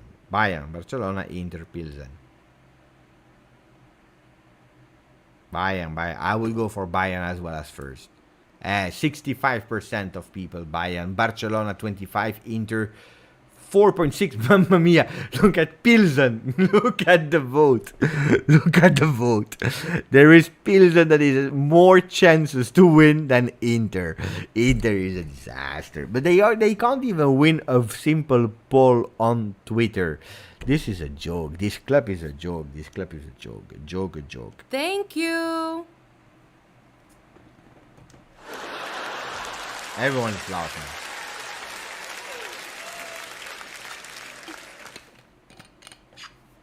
Group D. This is a really balanced group. Frankfurt, Tottenham, Sporting, Marseille.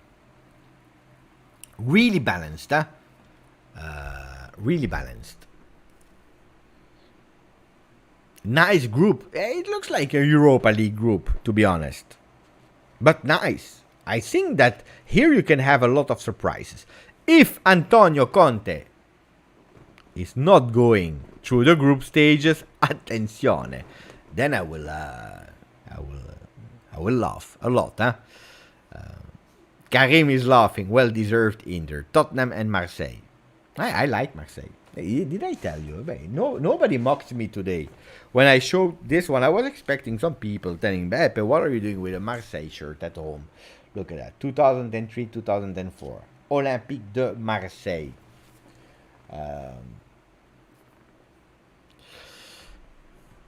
Tottenham should go, huh? Yeah, 71%. Frankfurt, 12, also because they are winners. And they didn't do bad versus Real Madrid, huh? Marseille could be the surprise there. Second, Marseille. Tottenham first, Marseille second. Marseille could be a surprise. If Tudor didn't kill all of them before the end of the Champions League group. Here, Milan, Chelsea, Salzburg, and Dinamo Zagreb. I'm curious to read you.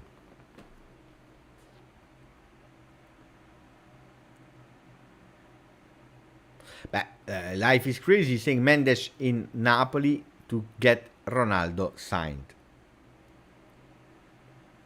Today I was reading that he was offered to Milan. He was offered to a lot of teams. Guys, he will not go to Napoli.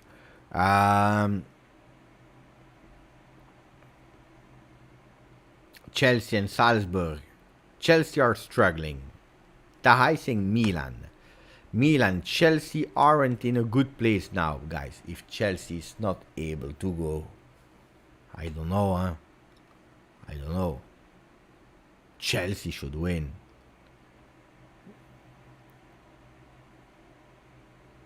Milan and Salzburg. No, I believe Chelsea. I'm sorry, I believe Chelsea. You see, 57% of the people agree with me. Dinamo Zagreb, 18 points for Neven. I agree with Radovan. Milan is not Euro ready yet. I agree. They are young, don't forget that they are young. Managing two competition, one after the other. They will play. They reinforce them team, absolutely, with some players they needed. But I don't see them being able to finish first. Don't forget, last season they were out of the group stages. Gruppo F, Real Madrid, Leipzig, Shakhtar, and Celtic. There is no doubt we put... Hey, what happened? We put Real Madrid first. There is no doubt. I am surprised to see Leipzig with only 7%. According to me, Leipzig should be second. Shakhtar could be the surprise. Easy group for Real Madrid, huh? Easy group. Easy. You see? Who is saying? Philippe Rosada is saying as me. Shakhtar could be the surprise in that group. Aldo, Chelsea are also a paper club. Red is saying Celtic second. There are two Scottish teams since years in Champions League. That's fine. That's lovely. That reminds me a bit of the 90s. Leipzig is Plastic Club. Yeah, but they're doing well with Plastic. Yeah, they're doing well. Huh? And they are recycling because they also have Salzburg with the Red Bull. So Real Madrid, no doubt here. Gruppo G, Manchester City, Sevilla, Dortmund, and Copenhagen. I would go with Manchester City. Of course, they should win easily. But attenzione, because Sevilla, Dortmund are not easy teams. Huh? I think that there will be a big fight between Sevilla and Dortmund. Today, I can't say if Sevilla is stronger than Dortmund or if Dortmund is stronger than Sevilla. I don't know. I really don't know. Here I have big questions here. And you see in the chat as well, Sevilla. Where is Villarreal, by the way? They are not there. That's good. Dortmund are in trouble. Unfortunately, the striker, you know it, Haller, what happened, unfortunately. That was their substitution of Holland. One competition is not the other one. How many times did we see some clubs outperforming in Champions League, doing super well, and then doing really bad in their league? It happens sometimes. In Conference League. Attenzione. Modeste is a good striker, Sebi. Really humble person. Modeste is a really humble person. We go to the last one, guys. Here. You voted already with 50 people that Juventus would have been second. Paris Saint-Germain, Juve, Benfica, Maccabi, Haifa.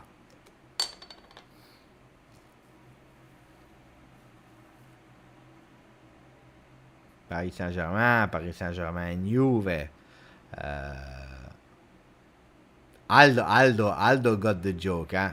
Aldo and Locatelli, they got the joke. Modeste in French means humble. That was the joke. The dad joke. Paris Saint-Germain, Paris Saint-Germain, Paris Saint-Germain. Guys, I will tell you here, between you and me, I think that Paris Saint-Germain will finish first, but I will anyway vote on Juventus because my heart is my heart. I will never vote for Paris Saint-Germain. 68.8% for Paris Saint-Germain. Juventus 16. You see, Victoria Pilsen, they were beating Inter 4th in their poll. Juventus still has 16% of the votes. That's not bad. That's really not bad. That's 5,000, that's 8,000 people on 50,000 that voted for Juve. 4,000 for Benfica. It's not bad, huh? It's not bad. Of course, Paris Saint-Germain, ultra favorite in the group. So, I can't wait, huh? I can't wait for Champions League. So let's watch it again the last time. Group A, Ajax, Liverpool, Napoli, Rangers. Can you tell me one game that you are waiting for the most? Not Juve, so not Juve game. One game that you say, I really want that game. That's a game that I really want to see. So, Group A, Ajax, Liverpool, Napoli, Rangers. Then we have Porto, Atletico, Leverkusen, Club Brugge, Bayern, Barcelona, Inter and Pilsen, Frankfurt, Tottenham, Sporting, Marseille, Milan, Chelsea, Salzburg, Dinamo Zagreb, Real Madrid, Leipzig, Shakhtar, Celtic. Then we have Manchester City, Sevilla, Dortmund, Copenhagen, Paris Saint-Germain, Juventus, Benfica, and Maccabi Haifa. Egor became a friend of the channel. Thank you for becoming a member of the channel, Egor. Really appreciate it. Absolutely appreciate it. And there is Paul Labil Pogba that is coming to say thank you to a new Ultra Banconero on the channel. Thank you, Egor. Really appreciate it, buddy. So, what do we see? We see that people are telling a game that I really want to see is Milan-Chelsea for Julian Brari. Barcelona versus Bayern. Taha, of course, but that's a big game, of course. Liverpool-Napoli, always great games. It's true. Bayern versus Inter for Peter. Raffaele wants to see Bayern versus Barca. Barcelona versus Bayern. Barca. A lot of people want to see that game. Sisman, Bayern versus Barca. Ciao, Sisman. Cervin. Ciao, Cervin. Bayern versus Inter, Cazzionale. Celtic versus Real Madrid for Escita. Locatelli, what was he saying? I would be the most Juventus thing ever to lose against Sampdoria and beat Paris Saint-Germain. Oh yeah, of course. Eurochant is there. Group of date for Inter once again. The last 4 years playing twice with Barca and twice with Real Madrid. It's true. Eurochant is an Inter supporter, if I'm not wrong. I don't know if it's the last one. Eurochance was insulting me or not. I don't remember. Anyway, welcome back, Eurochance. If you were insulting me, you are back again, and I forgive you. If it was not you, then it was another Inter fan. Anyway, Inter group difficult. A really difficult group for Inter. I was listening to my friend Uncle Sharma earlier. He was a bit depressed. It's a difficult group. Buonanotte Deepak, it's already 5 a.m. in India. Mamma mia. Most games except of Group B, that is the group boring. Porto, Atletico, Leverkusen, Club Brugge. But Club Brugge is funny to watch. It's funny to watch, especially when they are playing at home. Small save. Attenzione, Kenny is afraid of Benfica. Me too. It was Eurochance. You remember? He was insulted. He was pissed off with me. I don't remember for what. But Dortmund Sevilla will be war zone. Can be, yeah. Important game there. Daniel, ciao Beppe, just joined. Do we have a date of Pogba and Di Maria comeback? Well, Di Maria, they are speaking about coming back. Well, we have to wait. When did he play the first time, Di Maria? The first game was on the 15th, okay? On the 16th he went, they said 10 days to re-evaluate. So 1, 2, 3, 4, 5, 6, 7, 8, 9, 10. So today probably they will re-evaluate Di Maria and we will know a bit more. But they were targeting the first game of Champions League that can be between the 6th and the 7th of September, maybe the weekend before. So he will probably miss still Roma and Spezia. I hope he can play versus Spezia on the 31st, even if I think it's really short. But I would love, because I am in the stadium, you know that. So I would love to see Di Maria. Otherwise, I don't know when I will go back. But Di Maria, more realistically, will be the next game. So if it's not versus Spezia, we can say to have him on the field. I believe it's Fiorentina. No, I believe it's Fiorentina. Let me check just to be sure. So, season, the games. It's Fiorentina on the 3rd of September. That could be. For Di Maria. For Pogba, next week he will start again training on the field. Not with the teammates yet, but he's entering there in that phase. Then it depends how we will react, how the knee will react. The pain has gone, and that's a great one. If we are looking, he should be back next week, starting alone, probably 2 weeks. So we are speaking about him after the 11th starting to join his teammates. So we are thinking mid-September, end September, if everything is going well. Kiesa is really easy, yeah? Kiesa is super easy. We said it really long. Kiesa will be back as Kiesa after the World Cup. I said it since 1 year. 1 year. Since the injury, we said it. People, they didn't believe me, but I repeated it, and now it's happening. He will start training with the team probably in September, beginning October. Maybe we will see him for some minutes here and there, end October, November at best. Look, if we see him on the field before the World Cup, we can celebrate. We can be happy. We are looking at the Manchester United and Arsenal group, at the group of Roma, the groups of a lot of teams, and that they will probably watch on television.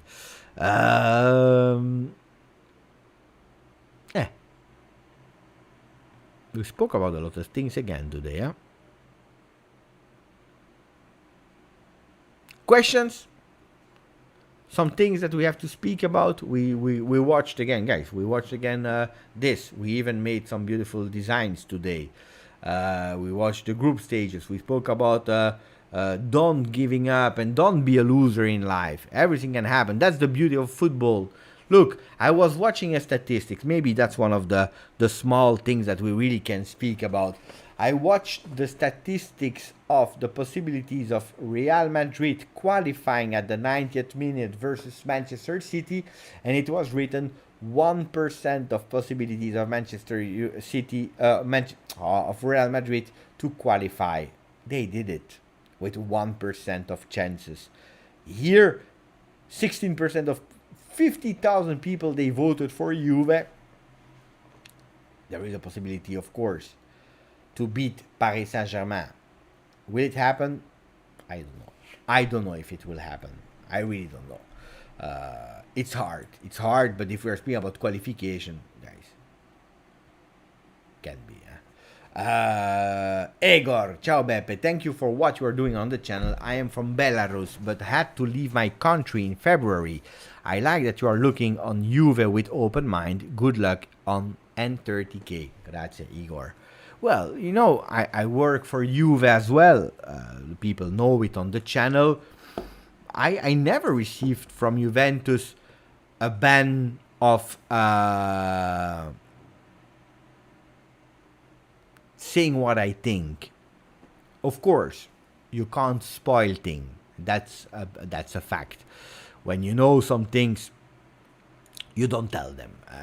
For example, the number of Vlahovic, the number of Milik, if a player is done deal, yes or no.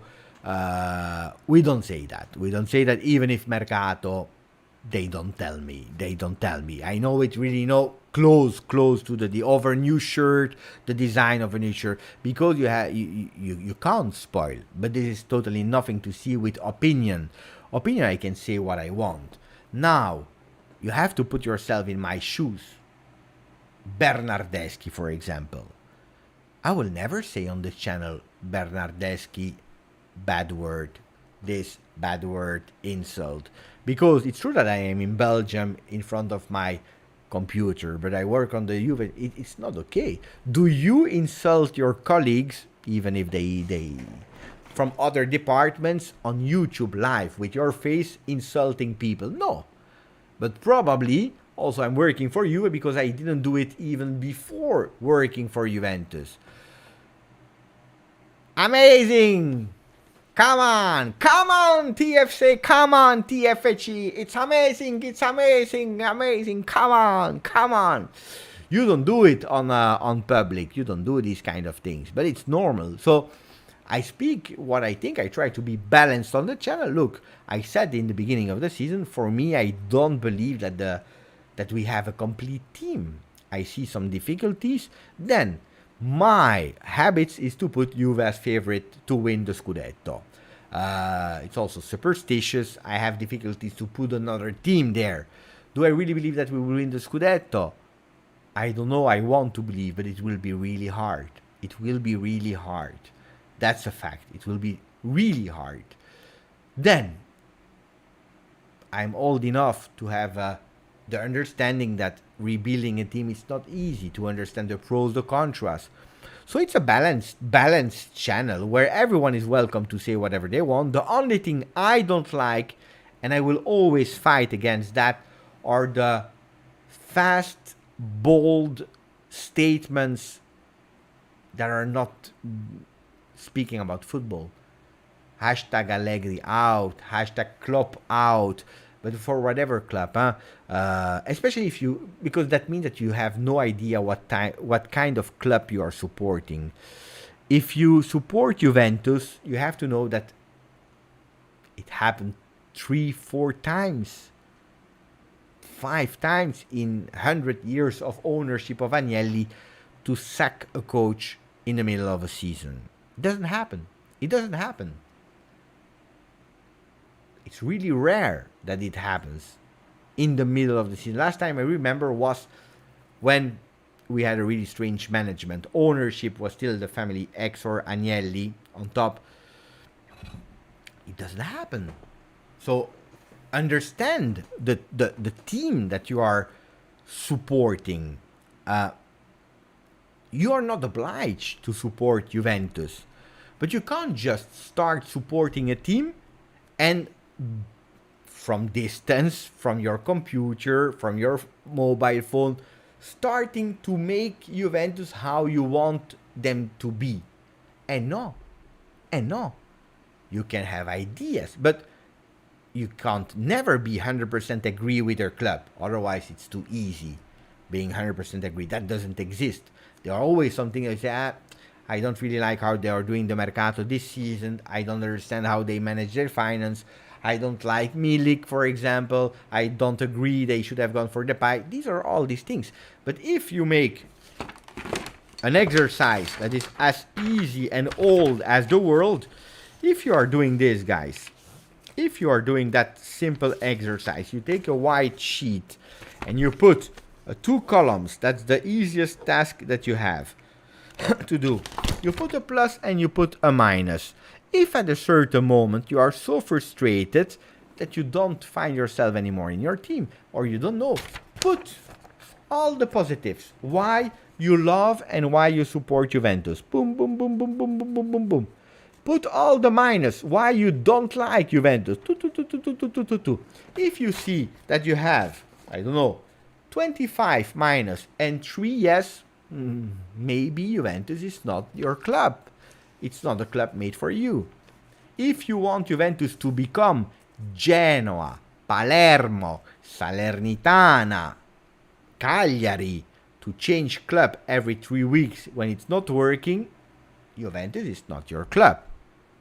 If you believe that sacking Agnelli, the president, is a good solution, maybe change your club, because Agnelli, maybe one day he will stop, probably he will stop being the president of Juve, but he's still shareholder of Juve, and probably the shareholders have more power than the president of the club. Maybe. Just it's really strange reality that some people are living with. Agnelli out. Agnelli out what? Where do you want him to go? He's the owner of the club. Where do you want him to go? So it's really strange sometimes. Sometimes it's really strange.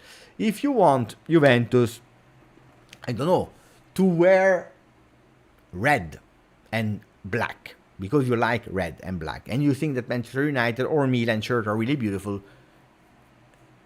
it will not happen. The first home shirt, it will not happen. A lot of examples, a lot of examples like that. If you want Anthony for 100 million and you are pissed off that we don't buy them, yes, it will not happen. A lot of examples like that. So then probably the DNA of the club is not yours. We are speaking about DNA of a club.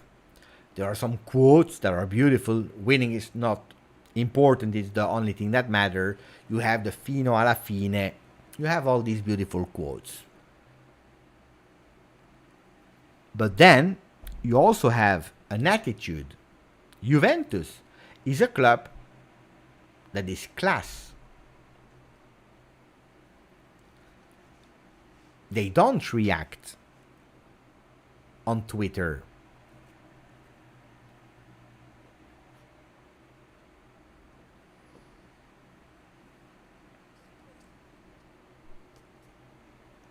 It's an attitude, it's a way of supporting. Juventus is not like that. They are silent, they are working behind the screens. De Laurentiis, if you like De Laurentiis, if you want your president to speak and to say this is a fake, this is this, going on a moto and leaving, Napoli is maybe more your club.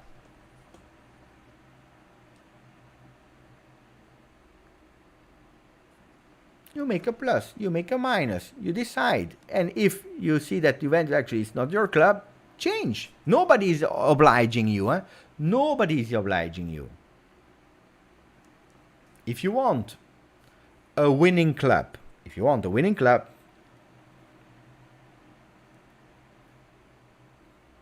you think Juventus, 38 Scudetti. Who are the other ones? 19 Milan, 19 Inter. Bah, Juventus has double as them. Probably Juventus has more chances to win in Serie A than the other ones. If you want a club probably that will win Champions League, guys, I see a lot of people obsessed with Champions League.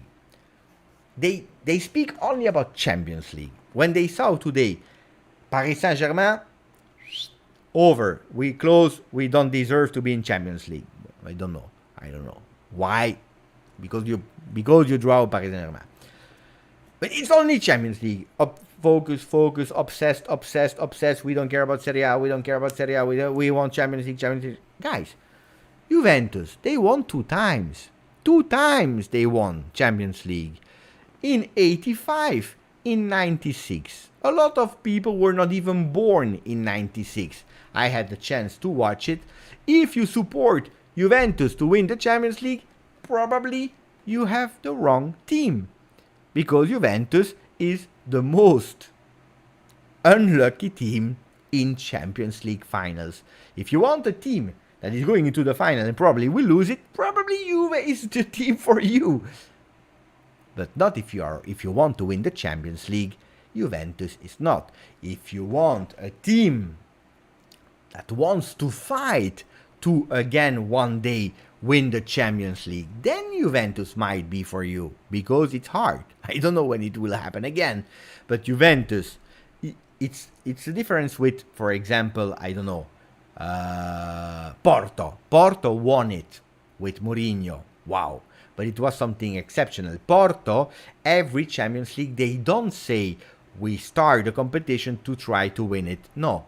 Porto says we will try to go over the group stages, and from there, let's hope and let's see. That it's already really great if we go over the group stages.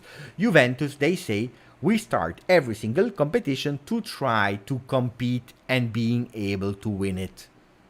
Not, we promise you that we will win the Champions League. Then maybe support Real Madrid. Real Madrid, statistically, they have more chance to win than Juventus.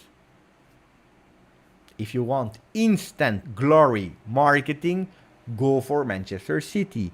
Go for Paris Saint-Germain. And that's it. But you can't say, I support Juventus, but every year I will go in a disaster mode and I will criticize and say fuck you to everyone. And I'm sorry for the bad word. I'm sorry because it's 2 hours of life. And criticize everyone from the ownership to the grandparents of the ownership to the kids of the ownership to the fans to everyone. Because we don't win the Champions League. Or because we just drew Paris Saint-Germain. It's impossible, guys. It is impossible. It's not correct. That's what I wanted to say about understanding what you're supporting. And accepting difficulties. Accepting. Not saying I'm happy. No. You don't have to say... I'm happy being fourth. No. Because Juventus, as a club, is not happy to be fourth. But understanding that sometimes it's difficult and that you want, again, to put some patience and resources to go back doing things great. Because we made some mistakes. We said it and repeated how many times. Everyone is saying, but if you don't do something, you will never change. Juventus did. Juventus did mistakes. We did mistakes. It happens. We go, we accept, we start to learn from our mistakes, not doing them again, and we go through. Milik, disaster. Milik. Milik is a bench player. Basta. He will not start. Mamma mia, disaster. But anyway, it is what it is. Milik is unlocking you Paredes. Maybe, the cherry on the cake, the icing, maybe we'll have a left back. Maybe. If you go for Paredes, it's over. That's it. I'm sweating like an animal here. It's like 56 degrees in my home. So it is.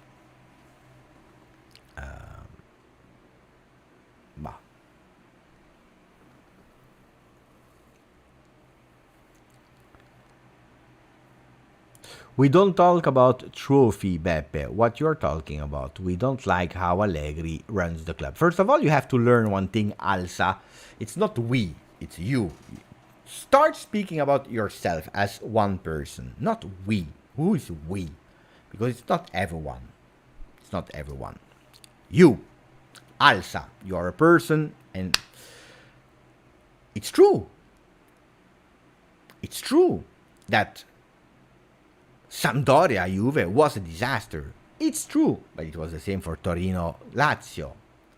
It was also a disaster. Fiorentina was not a great game neither versus Empoli. Attenzione.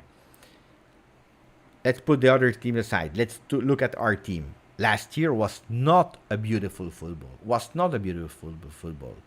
But if you go back in time in Juventus, Juventus had some moments of nice football, but not always. Juventus, if you are analyzing the history of Juve, with ups and downs, with differences, but the history of Juventus never really had teams that were playing spectacular football. Attenzione, we had some peak moments with Lippi that was offering beautiful football made out of grinta, runs. We were speaking about 90s and 2000, but also there We only won 1 Champions League. Lippi is my favorite coach. It's a saint for me. Untouchable. He's there. But we're speaking about Allegri. Lippi lost Milan, Dortmund, Real Madrid. He lost 3 finals. He won 1. 25% of win. It's not that great, huh? That's not that great. But he won. He won. He was offering great things. Conte, if you are looking really and you are really honest because you forget, when was the year that Conte was offering wow football? The first year. Not the second and third anymore. Eh? Not as much. Double competition, much more difficult. Out of competition, I remember Copenhagen and Galatasaray for some people. I remember that he wanted to do 102 points in the Serie A going out versus Benfica that we will play against now. I remember that he was not able to go through the group stages. I remember all these kind of things. It's knowing the history of Juve. Then, Allegri is not doing well today, but Allegri has to be respected for what he did and has to have new expectations today. But this kind of childish behavior with #out, first of all, guys, the day that the out hashtag will be taken into consideration by a club, forget about it. Huh?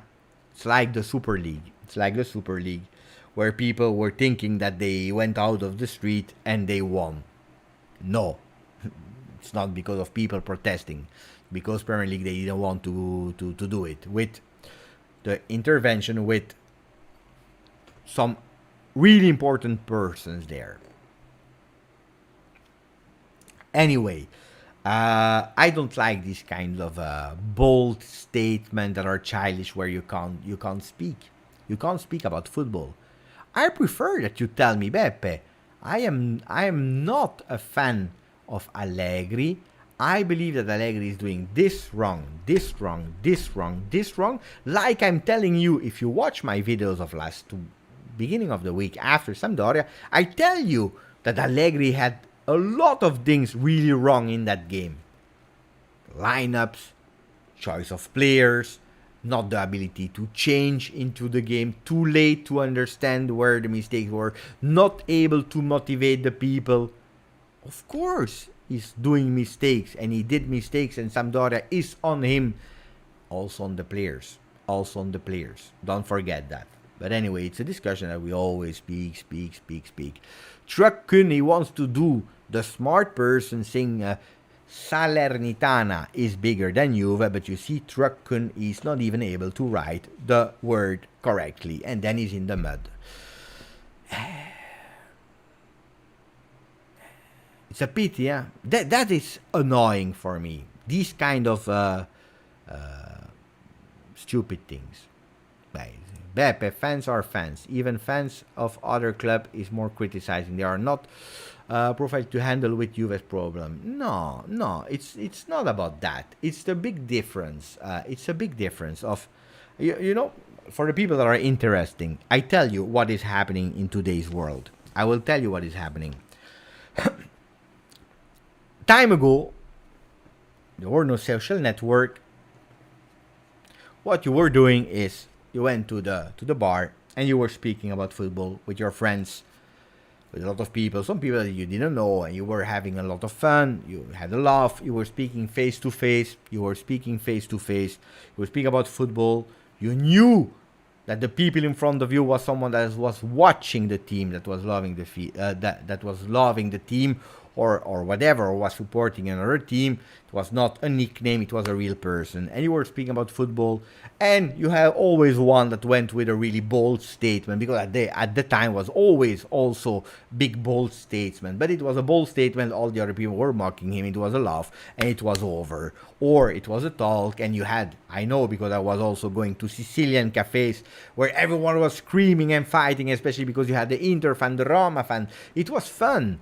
But every time with a smile on her face and with the intention to speak about football, with a lot of people that understood football and other one that didn't understand football at all. But at the end, the most important thing was having fun with friends, taking a beer, taking a coffee, taking whatever you wanted, having fun with a smile. Today, generations are changing, and it's not only about football. I always loved social media. I love computers. I love video games. I don't consider myself a boomer. I love all new technologies. I love everything. I'm really someone really curious, and I want to know the new things. But social media is changing our world, and not only social media. If you are looking at today, we are living in an instant feedback world, but also an instant we want immediately feedback. Look, I was writing a tweet about it today. Let me take it so you have also the real words of what I was saying. Up, let's go. By the way, the last day I don't even want to tweet anymore too much, because anyway, people are not going with beautiful things. So I was writing. Sorry, we are living in an instant feedback, short concentration, and on-demand world. That's the three things that I was saying. So instant feedback. Why? Because on Twitter, on Instagram, on TikTok, on all the platforms, you post something, you want and you expect immediate feedback. I post a picture of my holiday. I want some likes, and I expect some likes. If I don't receive a like, I'm thinking, hey, do I have internet? Is Instagram down? Why are people not liking that picture? Did I put the right hashtags? Are my friends connected? I don't understand why I don't receive likes. It's a natural way. Receiving likes, that's one. Then short concentration. Look at TikTok. 15 seconds, up, you scroll. You don't like, you scroll. You don't like, you scroll. Here, YouTube, you don't like my face, you close it, you watch another channel. Then you go on Twitch, then you go here. Fast videos. Today, I spoke 2 minutes out of 11 about OneFootball that is doing really something amazing, really something new. First of all, they are bringing people to the stadium there, but that's not the important thing. The most important thing is that they are doing digital collectibles of instant or iconic moment of Serie A and so on and so on. I really believe in it. I am asked every single day to be sponsored by fake replica shirts. They tell me, Beppe, we will send you 5 shirts of your choice of legendary Juve shirts, this, Champions League, this. We pay you and you promote our site. I said, no, I don't want to, because I want to promote only things I believe in. Otherwise, I don't speak about. Today, I spoke 2 minutes. 2 minutes. 2 minutes. 2 minutes. About something I believe in.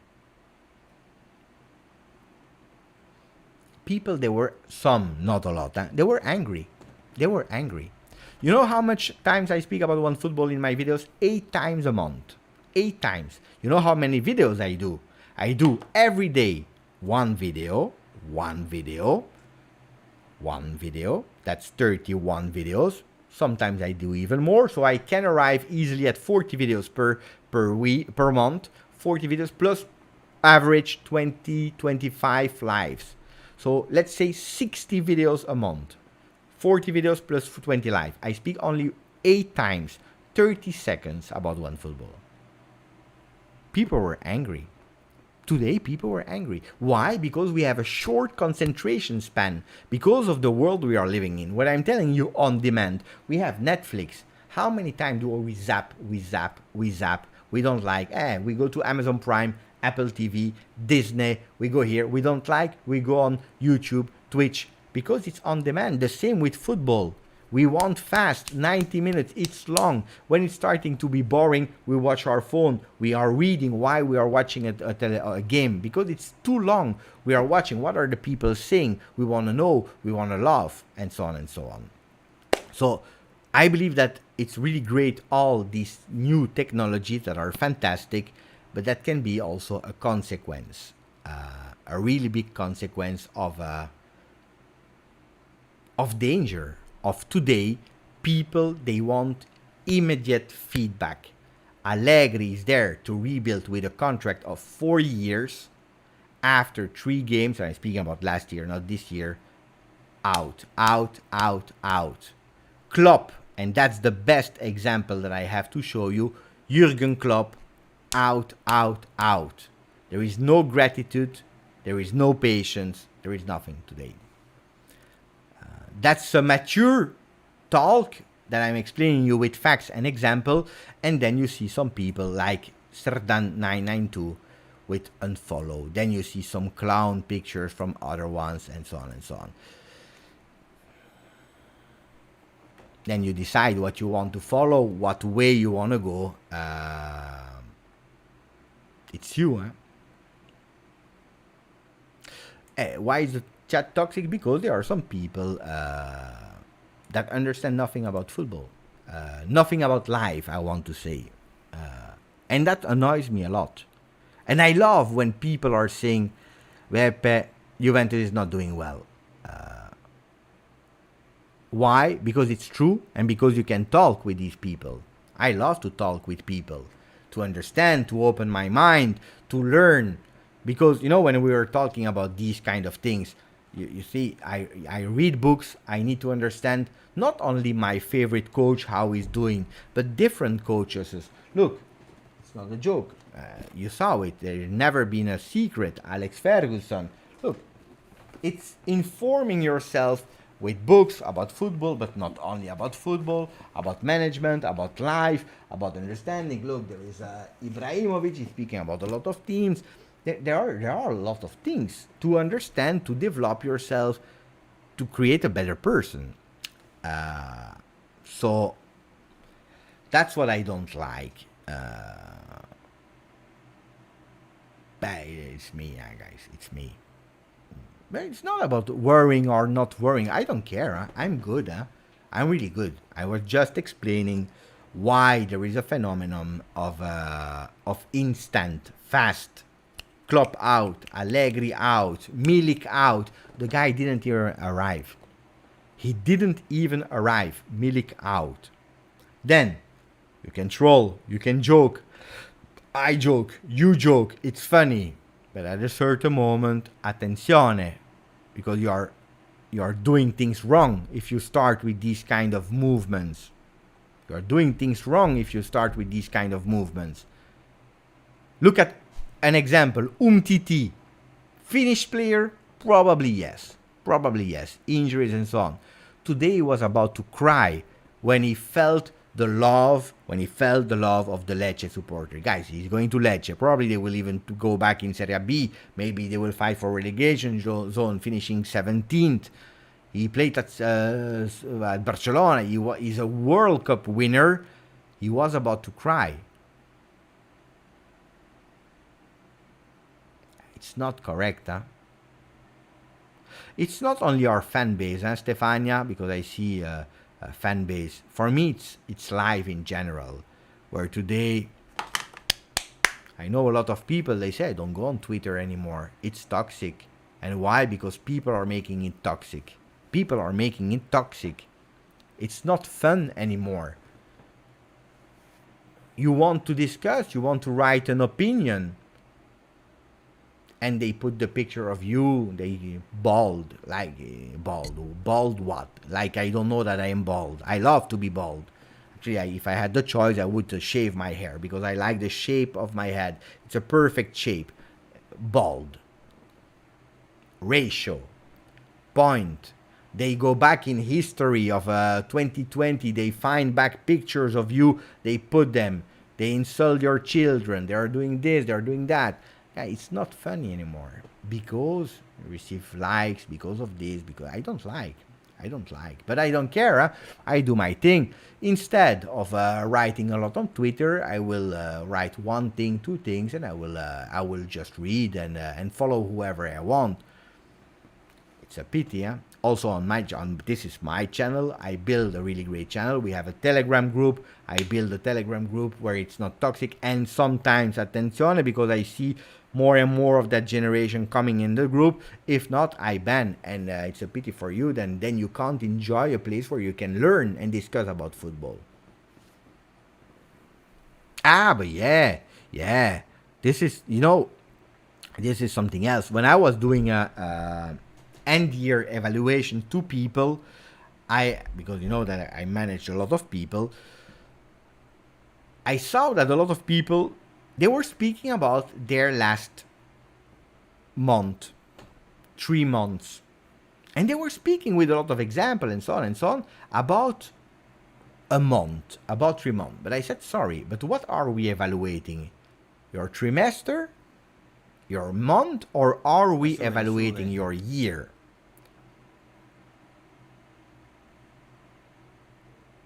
What are we evaluating? And they forget about the year. Some people, they were saying, I didn't really work that well, I had this, I had that. But they forgot that for 9 months, 8, 10 months, they were really good in their job. So I was explaining them that you have and you need to have an agenda where you write January, what did I do well in my job? Where could I do better? February, but not a Roman, just some bullet points so that you remember, and when you evaluate your year. Well, you know that a lot of people, they grew up a lot with that, and they started also to evaluate a year. And this is the same syndrome, like Daniel is saying, we forget about what we did, we forget the good, the bad, what we said, we forget, and we are just analyzing the moment. Masgar Leonard, guys, we are in closing time now. I'm speaking too long, too much. And Colo is asking me question about Mercato. I spoke about it, Colo, but I think that we will do a last tentative until the end, fino alla fine, for a left back. Then will we succeed or not? I don't know. Up front, we close. In the midfield, Sale, but no new entries. So if someone comes, is a left back. Or last minute defender swap with Rugani, maximum, but that's it. Good morning from Indonesia, Bep. I will rewatch the live, maximum of like. Thank you, Masgar. Just to tell you, we spoke about Champions League group first, concentrated about Juve, then we checked about A and B team of Juve, we spoke about all the other groups, and then we spoke about philosophy. Thank you for the donation, Masgar. And Mohammad Youssef, that is saying, Beppe, fans now, they don't enjoy the journey, they only enjoy the immediate joy. Absolutely, it's really important to live both ups and downs. We are being part of the story now. I agree with that one, and thank you for the donation, Muhammad. It's super important, the journey. Enjoy the journey. You know, I made a presentation like that for some people called how to reach passion in your life, in your job. And one of the things it was called like that, enjoy the journey. Because if you don't enjoy the journey, my friends, difficult. So one day I will come back with that presentation. Thank you, Mohammed. Colo, I am not sure if it's the same you, Beppe, but I can receive 30 nice messages on social media from a new video. But if I receive one really bad message, my day is ruined. Social media is crazy. It's a good message what you're saying, Colo, because, of course, I always, you know what saved me? What saved me is that when you have YouTube, and Colo has a YouTube channel, you have a percentages of like that you can see after every video. It's a number of percentages of like. Well, it's true that in the beginning when I was doing videos, but also in my career as a young manager and when I was speaking in front of groups, it was quite difficult for me to understand and to be judged. And you learn, you accept, you grow. But when I was doing YouTube, just to come back on YouTube, Beppe, you are doing great. Thank you, grazie, fine. Beppe, you have a nice new camera, you have a nice new video, your voice, your English is improving, this. Thank you. You forget immediately, you don't care. One bad comment, it hurts you because you take it personal. Why are you taking it personal? Because you are putting energy, sweat, like you see, tears, you do sacrifices. It's your baby, and they are criticizing your baby, so it hurts you. So you are thinking, first of all, you say, what a really bad person. Why is he saying that? Then you forget and you are questioning yourself. That message is making you actually putting a lot of question in your head. Is it my fault? Did I do a mistake? Could I do better? Is he trolling me? Why is he against me? Why is he not loving me? Because I did everything for him. I did everything. I didn't ask him something. So one comment is really can be really harsh and be taken personally. But then the thing that saved me was also watching the percentages of like on my channel, for example. And then you see 98% of likes. Then I see, for example, when I put a tweet with, hey guys, we reached 10,000 people on the channel, or we had that, or look at that. When I see all the nice people that are commenting, look, 98% of likes. If there are 2% of people that doesn't like me, it's like that. Another thing that helped me was also thinking about Cristiano Ronaldo and Lionel Messi. Look, how many people love Cristiano Ronaldo? Million of people. How many people hate Cristiano Ronaldo? Million of people. And the same story for Messi. So, if two of the greatest, if not the greatest players on earth that you love one style or the other, are not able to convince the entire population, who am I for making sure that everyone loves me? It's impossible. It's simply impossible that all people love you. People will criticize you because you're paid by the club, because you're bald, because you're fat, because you I don't know, whatever. Then you have jealous people. You have everything in the world. If it's 90% of love, give me the 2%. Mopus, hey guys, we really have to close the channel. I need to sleep. Tomorrow at 10 a.m. I need to go for the doctor to my son. No. For my son to the doctor. To the doctor for my son. Mopus, thank you. Thank you for your good talk. I'm glad I follow your channel. But thanks to you, Mopus X.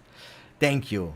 Thank you. Really appreciate it. I know that in the end, you know it, when we are talking for 2 hours 30, we are not talking about football that much anymore, but we are speaking about experience and life and what is worrying me, what is annoying me, what is making me feeling really well. You see, some people will love you, some people not. Thank you. Guys, we are in closing time. Ciao Paul Lombardi. Ciao Jim. Ciao Dava 2788, ciao Filippo Rosada, ciao Antonio Giacoma, Locatelli, Beppe, just remember the real one appreciate all the positivity. Well, it's not about real ones, guys. There are people, they are also real supporter and they don't like that. No, for me it's not the real ones. It's certain persons are made a bit like that, other ones like that. Welcome Milik, welcome Paredes tomorrow. Ciao Ness, ciao Mohamed Youssef, ciao AG, ciao Running Sausages HD. What a really beautiful nickname. Ciao Red, that today we had Tottenham, we had Liverpool, we had Inter, we had a lot of people from other fans and channel, and that's what make it beautiful. Grazie Forza.